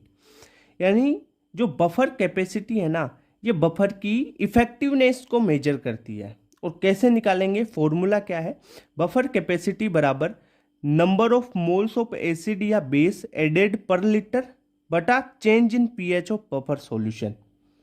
ठीक है, ये फॉर्मूला पता होना चाहिए भाई बफर कैपेसिटी का। कैसे निकालोगे, बफर कैपेसिटी बराबर number of moles of acid या बेस एडेड पर लीटर, ध्यान रखना एडेड पर litre by change in pH of buffer solution. भाई ये वही इसकी डेफिनेशन से आया है फॉर्मूला। देखो बफर कैपेसिटी को कैसे डिफाइन करोगे, define as the number of moles of strong acid और strong base added to 1 litre of a buffer solution to change its pH by 1 unit. Clear बात, okay. For maximum buffer capacity, तो maximum buffer capacity के लिए pH में जो change होगा वो 0 हो जाएगा। ठीक है, अगर पीएच में चेंज 0 हो रहा है, एक बात करें एसिडिक बफर के लिए मैक्सिमम बफर कैपेसिटी निकालें तो क्या होगा, अगर देखो डेल्टा पीएच आपने क्या कर दिया, 0 कर दिया, और डेल्टा पीएच 0 हो गया तो जो भी लोग की वैल्यू है वो 1 हो जाएगी, और 1 हो गई तो इसका मतलब क्या होगा, कॉन्जुगेट बेस। भाई ये सारी चीजें मैंने बताई थी ना अभी आपको, पीओएच बराबर कॉन्जुगेट एसिड बटा बेस का कंसंट्रेशन, या आपको एक फॉर्मूला एसिडिक में बताया था पीएच बराबर पी के प्लस लोग ये। तो डेल्टा पीएच अगर पीएच में चेंज 0 हो गया, ठीक है, तो इसकी वैल्यू क्या हो गई, लोग की वैल्यू 0, तो ये हो गई 1, तो कॉन्जुगेट बेस बराबर कॉन्जुगेट एसिड की कंसंट्रेशन आ गई ना। तो एसिडिक बफर के लिए तो क्या हो जाएगा, कॉन्जुगेट बेस बटा एसिड बराबर 1 हो गया। तो कॉन्जुगेट बेस की कंसंट्रेशन या सॉल्ट की कंसंट्रेशन बराबर एसिड की कंसंट्रेशन। या बेसिक बफर के लिए बात करें तो बेसिक बफर में ये पीओएच बराबर कॉन्जुगेट एसिड बटा बेस, तो कॉन्जुगेट एसिड बटा बेस की कंसंट्रेशन बराबर 1 हो गया। तो क्या हो जाएगा, कॉन्जुगेट एसिड की कंसंट्रेशन या सॉल्ट की कंसंट्रेशन बराबर बेस की कंसंट्रेशन। क्लियर बात, ये चीज समझ में आई क्या आपको, भाई रिलेट करके बता दिया सारी चीजें। ठीक है, अब अपन देखते हैं एसिडिक बफर रेंज और बेसिक बफर रेंज के बारे में। तो बफर की जो रेंज होती है उसकी पीएच की अगर बात करें तो पीके प्लस माइनस 1 तक ही इसकी रेंज रहती है। अगर पीके प्लस माइनस 1 से ज़्यादा या कम करोगे तो ये बफर है वो उसका डिस्टॉर्शन हो जाएगा, यानी वो बफर रहेगा ही नहीं फिर। ठीक है, तो पीएच पीके प्लस माइनस 1 तक, यानी पीके माइनस 1 से पीके प्लस 1 के बीच में रहेगी। अब पीके माइनस 1 है, पीके माइनस 1 है तो मतलब क्या हो गया, सोल्ट बटा एसिड की कंसंट्रेशन 1/10 हो सकती है, या पीके है तो सोल्ट बटा एसिड की कंसंट्रेशन 1, या सोल्ट बटा एसिड की कंसंट्रेशन बराबर 10। तो अपन क्या बोल सकते हैं कि जो एसिडिक बफर की रेंज है वो पीके प्लस माइनस 1 होती है, यानी पीके में से -1 कर दो, यहाँ से लेके पीके प्लस 1 तक होती है। या अगर सोल्ट बटा एसिड की कंसंट्रेशन से आप बात करना चाहो तो सोल्ट बटा एसिड की जो कंसंट्रेशन है वो 1/10 से लेकर 10 तक रहे, यानी 1/10 से 10 तक के बीच में रहेगी, तभी वो एसिडिक बफर होगा। अगर मान लो सोल्ट बटा एसिड की कंसंट्रेशन 1/20 हो जाए तो नहीं रहेगा, क्योंकि 1/10 से लेके टोटल 10 तक रहनी चाहिए, इसके बीच बीच में ही रहेगी, तभी एसिडिक बफर होगा। वैसे ही बेसिक बफर की बात करें तो बेसिक बफर की रेंज पीओएच के लिए पीओएच बराबर पीकेबी प्लस माइनस 1 तक रहेगी, यानी पीकेबी -1 से लेके पीकेबी प्लस 1 तक रहेगी। या अपन सोल्ट बटा बेस से बात करें तो सोल्ट बटा बेस की कंसंट्रेशन 1/10 से लेके 10 तक रहेगी।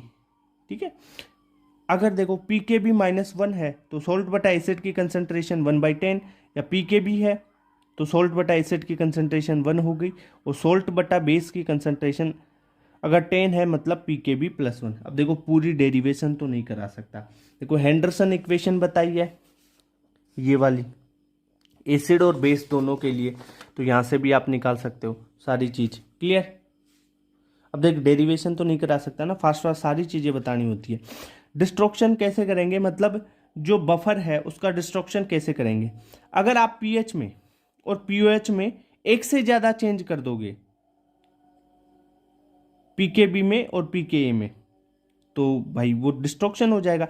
यानी अपन ने बोला ही क्या है कि एसिडिक बफर की रेंज पीके +-1 से ले 1 तक या पीकेबी +-1 तक होती है पीओएच की।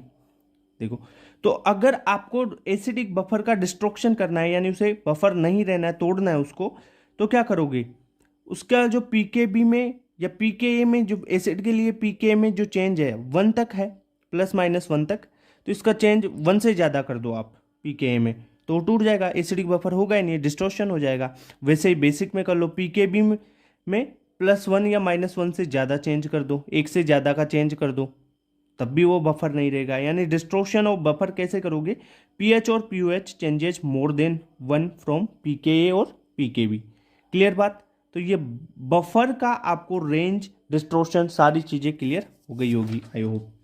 ठीक है, बफर कैपेसिटी आपको बता ही दिया। अब अपन बात करेंगे सोल्ट हाइड्रोलिसिस की। सोल्ट हाइड्रोलिसिस, सोल्ट हाइड्रोलिसिस में आप क्या देखोगे, जैसे आपने न्यूट्रलाइजेशन रिएक्शन पढ़ी है ना, एसिड और बेस से आपका वाटर और सोल्ट बन जाता है, ये उसकी रिवर्स रिएक्शन होती है। इसमें क्या होता है, वाटर प्लस सोल्ट मिलके एसिड और बेस बनाते हैं। Clear. The process in which water react with cation और एनायन और both of salts to change the concentration of H+ and OH- ion of water, ये होता है सोल्ट हाइड्रोलिसिस में। इसमें क्या होगा, सोल्ट हाइड्रोलिसिस में जो वीकर पार्ट होगा ना, वो सोल्ट हाइड्रोलिसिस में पार्टिसिपेट करता है। देखो, अपन यहाँ पे पढ़ेंगे सोल्ट ऑफ स्ट्रॉन्ग एसिड और स्ट्रॉन्ग बेस के बारे में। दूसरा अपन सोल्ट ऑफ स्ट्रॉन्ग एसिड और वीक बेस के बारे में पढ़ेंगे। तीसरा पढ़ेंगे सोल्ट ऑफ वीक एसिड और स्ट्रॉन्ग बेस के बारे में।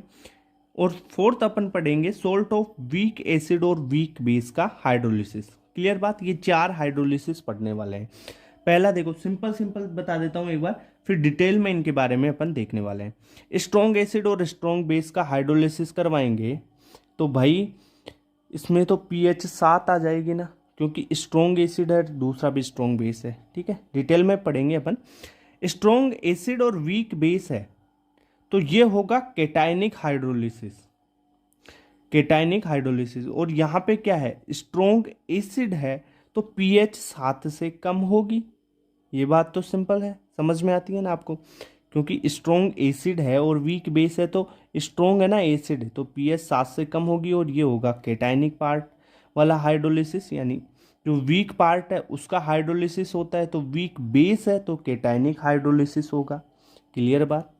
आगे देखें तो वीक एसिड और स्ट्रॉन्ग बेस का सोल्ट है, तो देखो यहाँ पे वीक क्या है, एसिड है, और स्ट्रॉन्ग क्या है, बेस। तो स्ट्रॉन्ग बेस है तो pH तो क्या होगी, 7 से ज़्यादा होगी, 7 से ज़्यादा होगी, मोर देन 7 होगी। और वीक एसिड वाला पार्ट हाइड्रोलिसिस में पार्टिसिपेट करेगा तो एनायनिक हाइड्रोलिसिस है ये। क्लियर बात। सोल्ट ऑफ वीक एसिड और वीक बेस की बात करें तो देखो, दोनों ही वीक पार्ट हैं, तो एसिड और बेस दोनों ही जा रहे हैं आपके हाइड्रोलिसिस में, तो ये केटायनिक और एनायनिक दोनों टाइप के हाइड्रोलिसिस इसमें होगी। ठीक है, तो ये चीज़ समझ में आई। अब अपन एक एक के बारे में डिटेल से यहाँ पे देखते हैं।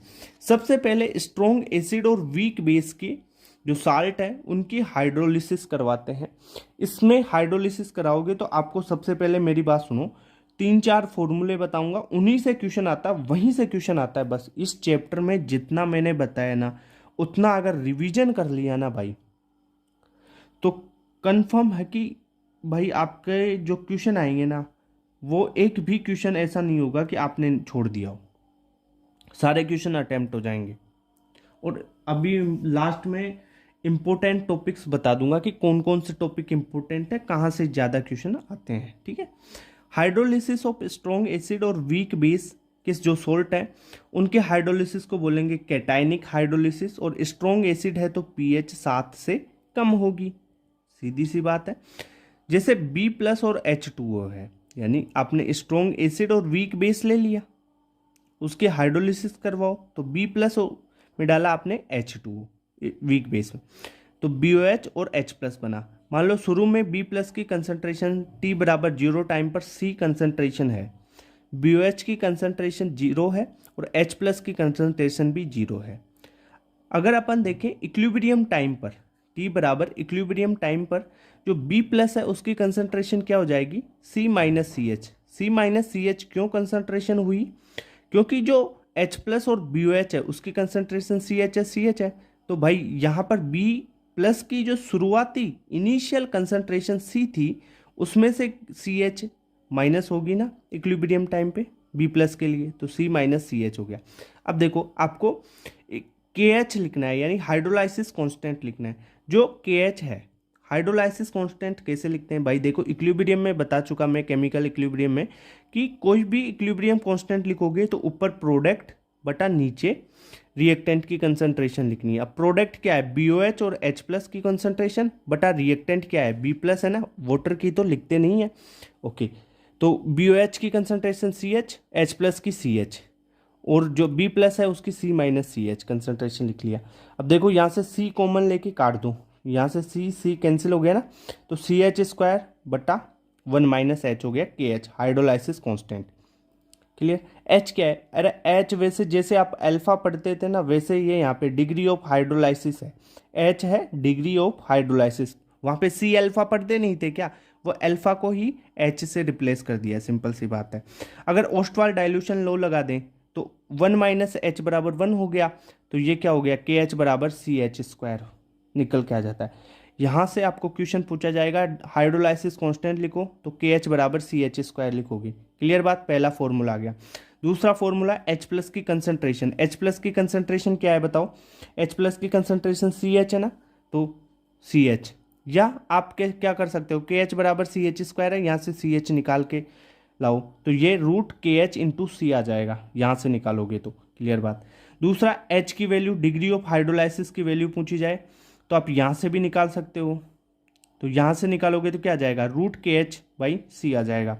अब जो KH है उसकी वैल्यू को क्या लिख सकते हो, जो आयनिक प्रोडक्ट ऑफ वाटर है उसके रूप में लिख सकते हो भाई। KH होता है KW बाई KB, यानी अगर सिंपल बात करें कि आयनिक प्रोडक्ट ऑफ वाटर लिखते हैं ना तो KH इंटू KB लिखते हैं, किसके लिए, वीक बेस वाले हाइड्रोलाइसिस में।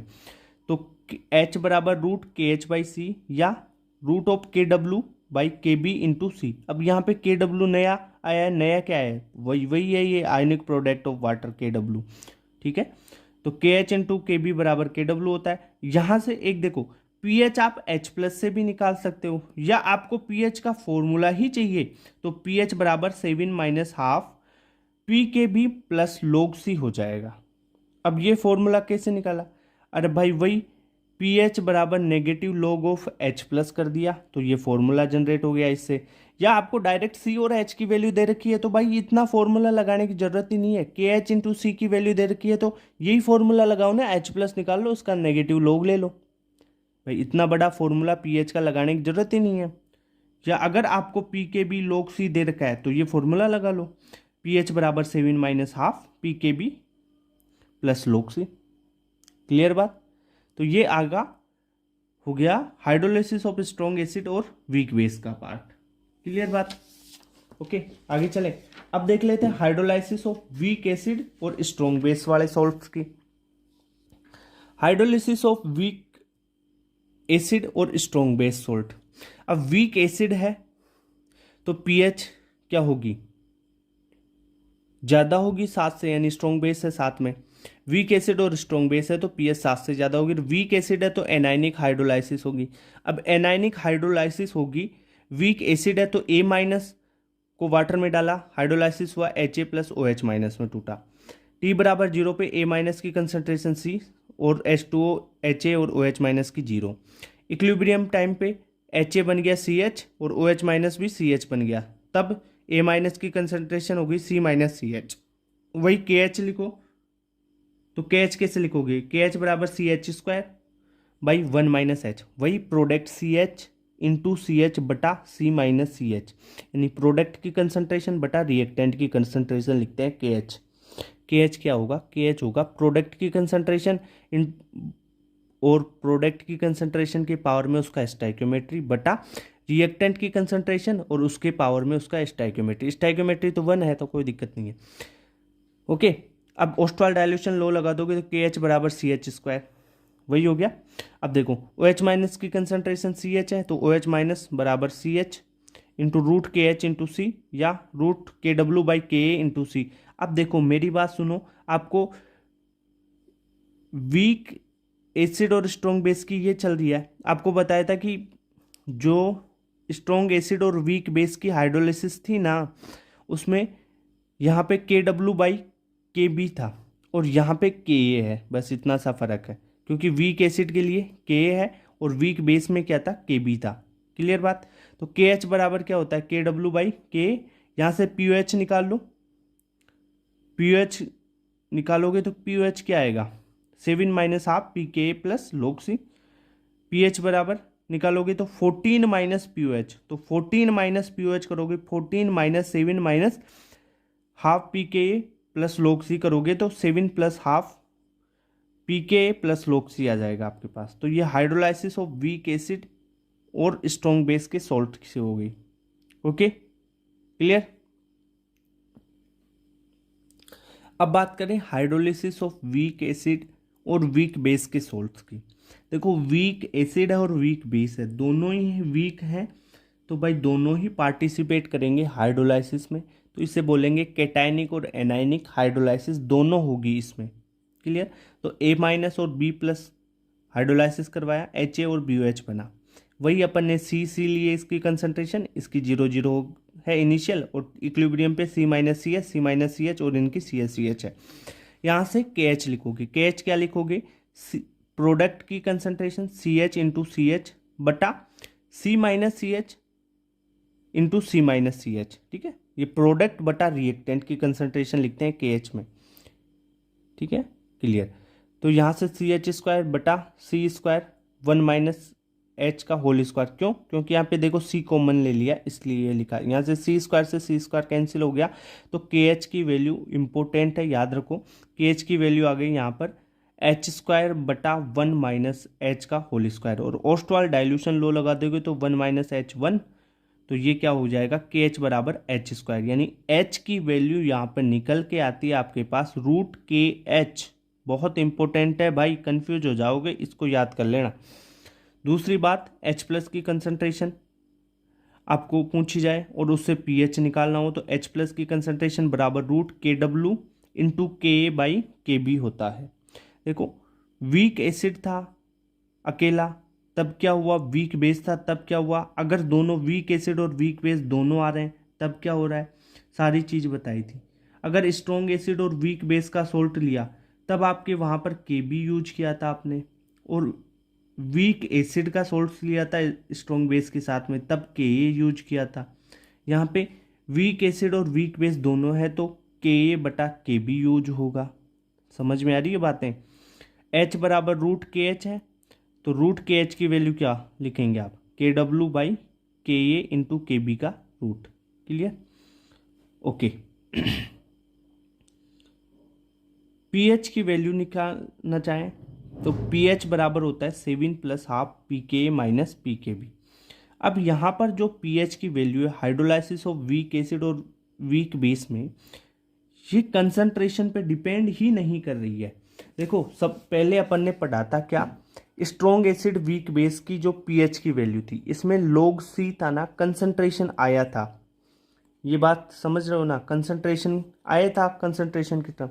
यहाँ पर तो pH के फॉर्मूले में कोई कंसंट्रेशन की टर्म नहीं है, PKA माइनस PKB है ये, यानी pH बराबर 7 plus half PKA minus PKB, यानी ये इंडिपेंडेंट टू कंसंट्रेशन है। स्टेटमेंट क्वेश्चन आ सकता है इसका। स्टेटमेंट क्या होगा, हाइड्रोलिसिस और weak acid and weak base के जो सॉल्ट्स हैं उसमें pH की वैल्यू इंडिपेंडेंट टू कंसंट्रेशन रहती है। ठीक है, कंसंट्रेशन पे ये डिपेंड नहीं करेगी pH की वैल्यू। क्लियर बात। ये हुआ आपका hydrolysis of weak acid and weak base of salts. ठीक है,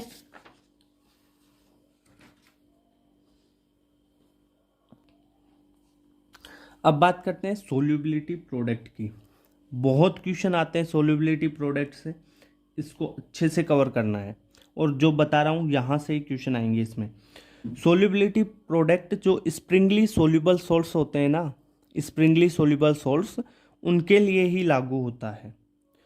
product of molar concentration of ions raise to their stoichiometry coefficient at equilibrium. ऐसे आप किसे लिखोगे? सोल्यूबिलिटी प्रोडक्ट को, यानी product of molar concentration of ions raise to their stoichiometric coefficient at equilibrium time पे। Okay, solubility को आप मेरी बात सुनो, मोल पर लीटर में मेजर करना, मोल पर किलोग्राम वगैरह इनमें मेजर नहीं होती सोल्यूबिलिटी। सोल्यूबिलिटी को मेजर करना है तो आप मोल पर लीटर में मेजर करोगे। सिंपल सी बात, ये product of molar concentration of ions raise to their stoichiometric coefficient at equilibrium, ये कैसे, ये क्या है, इस स्टेटमेंट को समझाओ। देखो, जैसे आपके पास आपको कंपाउंड दे दिया A2B, ठीक है। अब इसकी सोल्यूबिलिटी कैसे लिखोगे, KSP की वैल्यू कैसे लिखोगे? तो इसके लिए KSP जो इक्विलिब्रियम कांस्टेंट है स्प्रिंगली सोल्यूबल सॉल्ट्स का, वो KSP है। KSP की वैल्यू कैसे लिखते हैं? जैसे A2B है, A2B टूटेगा किस में? 2A प्लस में और B माइनस में, ठीक है। B की कंसंट्रेशन, B की सोल्यूबिलिटी मान लो S है, तो A की क्या होगी? यहाँ पे 2A है ना, 2A है तो 2S हो जाएगी इसकी, ठीक है सर। पहली बात ये लिख लिया। अब इसको KSP को लिखना कैसे है, लिखोगे कैसे? उसकी कंसंट्रेशन, प्रोडक्ट की मोलर कंसंट्रेशन 2S लिख लिया, raise to their stoichiometric coefficient, और पावर में लगा दिया उसका स्टाइक्योमेट्रिक कोफिशिएंट यानी 2। फिर लिखा अगले वाले प्रोडक्ट की S, और उसका स्टाइक्योमेट्रिक कोफिशिएंट B का 1 है तो 1 लगा दिया, तो ये हो जाएगा स्क्वायर हो गया ना इसका, तो ये 4S क्यूब हो जाएगा टोटल। क्लियर? जैसे यहाँ पे हो गया 4S स्क्वायर इंटू S, तो ये 4S क्यूब हो गया। जैसे A2B3 की लिखना चाहो KSP, कैसे लिखोगे? मान लो यहाँ पे B एक सिंगल की S है सोल्यूबिलिटी, तो 2A के लिए 2S हो जाएगी, 3B के लिए 3S हो जाएगी। क्लियर? Okay sir. अब KSP लिखो, कैसे लिख रहे हो? KSP बराबर जो प्रोडक्ट है उसकी मोलर कंसंट्रेशन, इसकी 2S है तो 2S लिख लिया, raise to their stoichiometry, power में लगानी है उसकी स्टाइक्योमेट्री, 2 है ना, 2A है ना, तो 2 इसकी पावर लगा दो। 3B के लिए 3S है, 3S लिखा, उसकी पावर लगा दी 3 को, क्यों? 3 इसका स्टाइक्योमेट्रिक कोफिशिएंट है, तो ये लिख दोगे। तो 2S स्क्वायर 4S स्क्वायर हो गया, और 3S क्यूब क्या हो गया? 27S क्यूब, तो ये 108 S की पावर 5 हो गया। KSP क्या होता है? KSP बाई इक्विलिब्रियम कांस्टेंट होता है। KH लिखना बताया आपको, KSP लिखना बता रहा हूँ, ठीक है। KA KB सारी चीज़ें लिखना बता चुका मैं। इक्विलिब्रियम, आयनिक और केमिकल दोनों वाला पढ़ लो आराम से, सारी चीज़ें यहीं से आने वाली है। ओके, तो सोल्यूबिलिटी प्रोडक्ट लिखना आ गया क्या आपको? पहला क्वेश्चन क्या बन सकता है?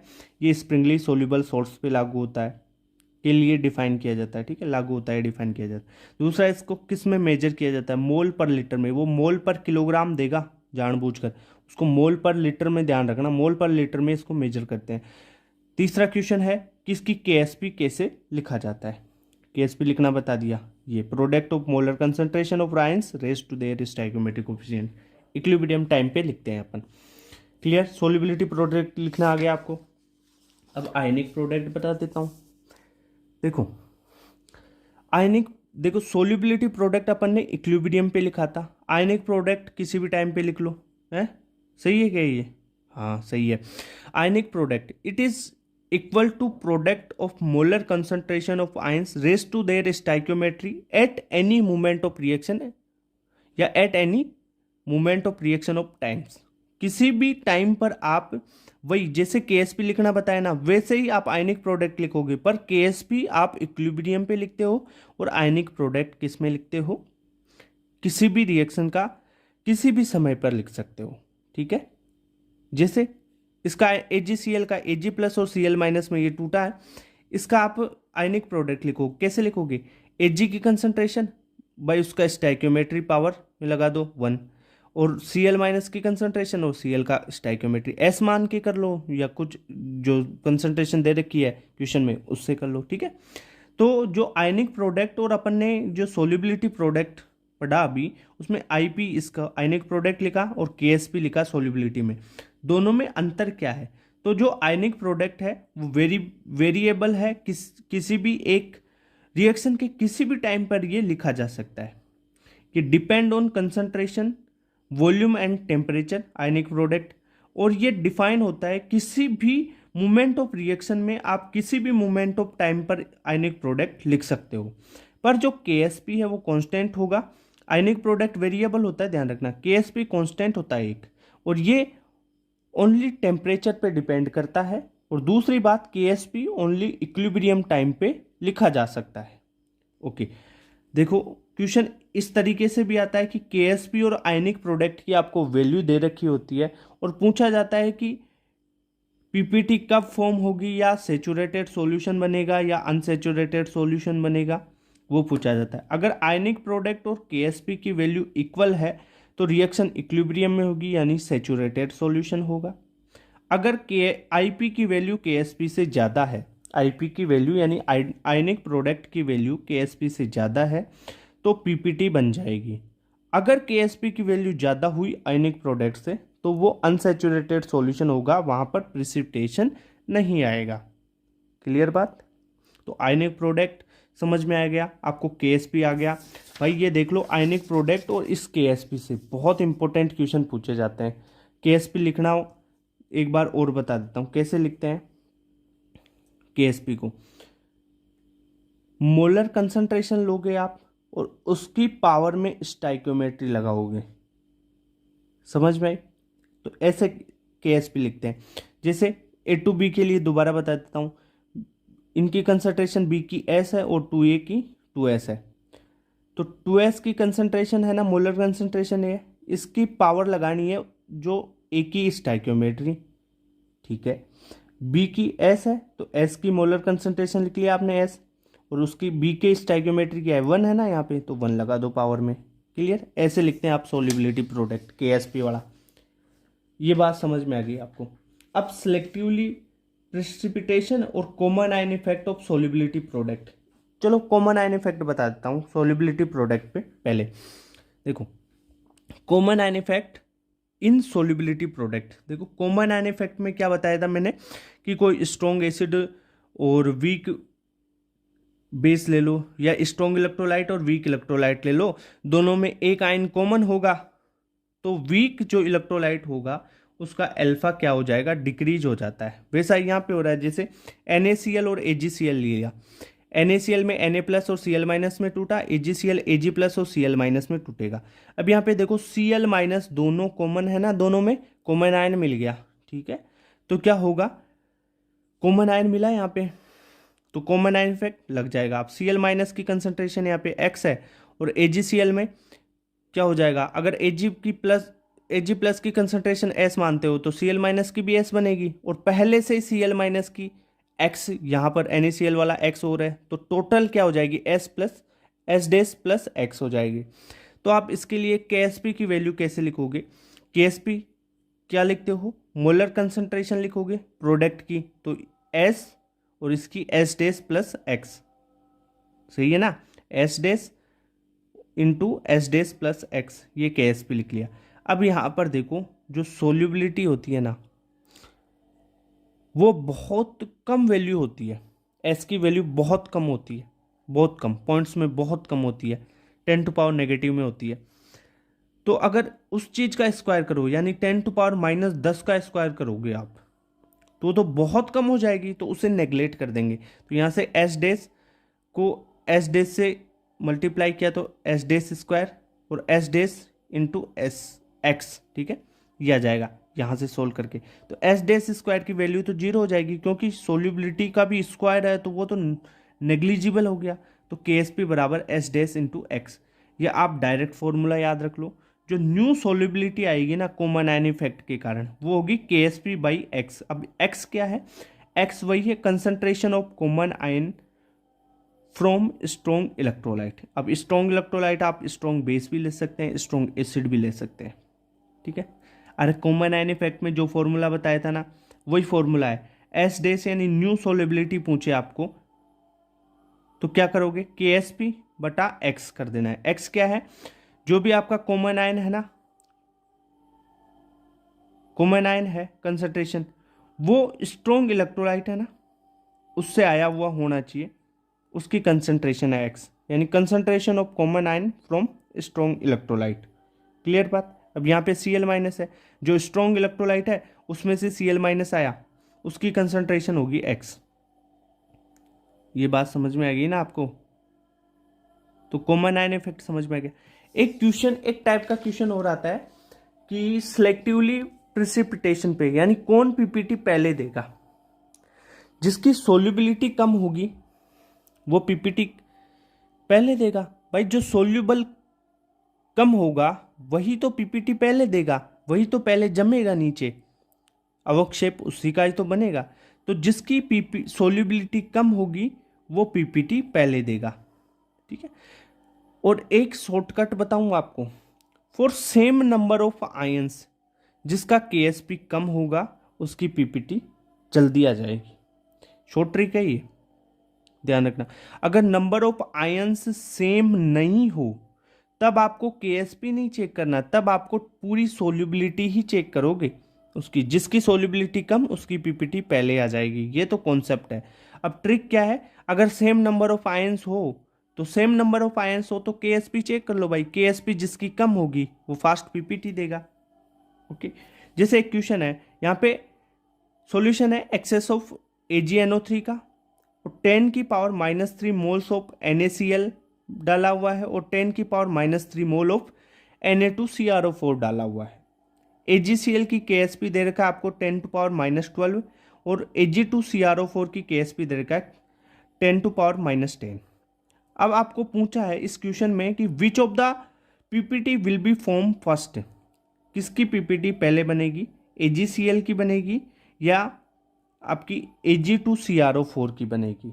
तो आप डायरेक्ट KsP से मत बताना, क्योंकि सेम नंबर ऑफ आयंस होना तब जिसकी KsP कम है वो फास्ट पीपीटी देगा, पर सेम नंबर ऑफ आयंस नहीं है, इसमें नंबर ऑफ आयंस अलग है, इसमें अलग है।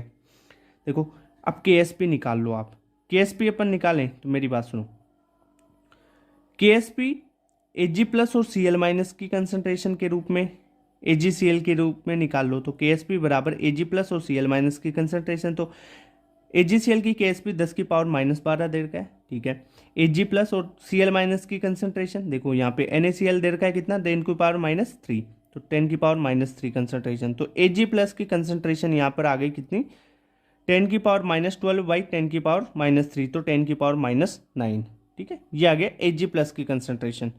दूसरा आपने निकाला KsP ऑफ Ag2CrO4 के लिए, तो Ag तो क्या है यहाँ पे 2 है ना, तो Ag तो इसकी स्टाइकियोमेट्री 2 हो जाएगी, तो 2 का स्क्वायर हो जाएगा इसका, तो Ag2 स्क्वायर। अरे ये टूटेगा, Ag2CrO4 है, किस में टूटा ये, 2Ag प्लस CrO4 2 माइनस में टूटा, तो यहाँ स्टाइकियोमेट्री 2 है ना इसकी, समझ में आ रही बात है। तो स्क्वायर लगा 10 की पावर -3, तो Ag प्लस की Ag प्लस का होल स्क्वायर की कंसंट्रेशन होगी -7, तो Ag प्लस की कंसंट्रेशन कितनी होगी 10 टू पावर -7। अब मेरी बात सुनो, Ag प्लस जो AgCl से आया हुआ है उसकी सोल्यूबिलिटी कितनी होगी 10 टू पावर -9, और यहाँ पे Ag प्लस है जो किससे आए Ag2CrO4, उसकी सोल्यूबिलिटी अंडर रूट में 10 की पावर -7, तो सोल्यूबिलिटी किसकी कम है, और -9 है वो कम है, सीधी सी बात है। तो जिसकी सोल्यूबिलिटी कम होगी उसका पीपीटी पहले आएगा, तो यहाँ पे AgCl की सोल्यूबिलिटी 10 टू पावर -9 है, कम है, सोल्यूबिलिटी कम है तो पीपीटी पहले आ जाएगा। और Ag2CrO4 की तो सोल्यूबिलिटी क्या है, रूट ऑफ 10 टू पावर -7, यानी ये सोल्यूबिलिटी इसकी ज़्यादा है, सोल्यूबिलिटी ज़्यादा है तो पीपीटी इसका बाद में आएगा। क्लियर बात। तो सिलेक्टिवली प्रिसिपिटेशन को आप कैसे करोगे सोल्व, कोई क्वेश्चन आए ना तो उसमें आप देखना, अगर सेम नंबर ऑफ आयंस हैं, जैसे AgCl है और KCl हो जाए तो सेम नंबर ऑफ आयंस है, पर यहाँ पे तो Ag2CrO4 है, यानी सेम नंबर ऑफ आयंस नहीं है। सेम नंबर ऑफ आयंस हो तो KsP जिसका कम उसकी पीपीटी पहले आ जाएगी, ठीक है। अगर सेम नंबर ऑफ आयंस नहीं है तो सोल्यूबिलिटी चेक कर लो भाई। मेन कॉन्सेप्ट तो यही है सोल्यूबिलिटी का, जिसकी सोल्यूबिलिटी कम उसकी पीपीटी पहले आ जाएगी। अरे भाई सोल्यूबिलिटी का मतलब क्या है भाई, कोई गिलास में अपन ने डाल रखा है सॉल्यूशन, जिसकी सोल्यूबिलिटी कम होगी वो नीचे पहले जल्दी बैठेगा। सही बात, सोल्यूबिलिटी कम यानी घुलेगा कम तो नीचे बैठ जाएगा जल्दी, तो उसकी पीपीटी यानी प्रेसिपिटेशन पहले बनेगी। ये बात क्लियर हुई। तो ये आपका चैप्टर हो गया क्लियर। पहला वाला पार्ट और सेकंड पार्ट दोनों देख लिया आपने, क्लियर। यहाँ पे देखो सोल्यूबिलिटी वाला क्वेश्चन आ सकता है, सोल्ट हाइड्रोलिसिस से क्वेश्चन आ सकता है, इंपॉर्टेंट है। सारी थ्योरी कवर की है, सारे वेराइटी के क्वेश्चंस की टाइप भी यहाँ पे मैंने कवर की है, क्लियर। तो आई होप चैप्टर क्लियर हुआ होगा आपका। Thank you.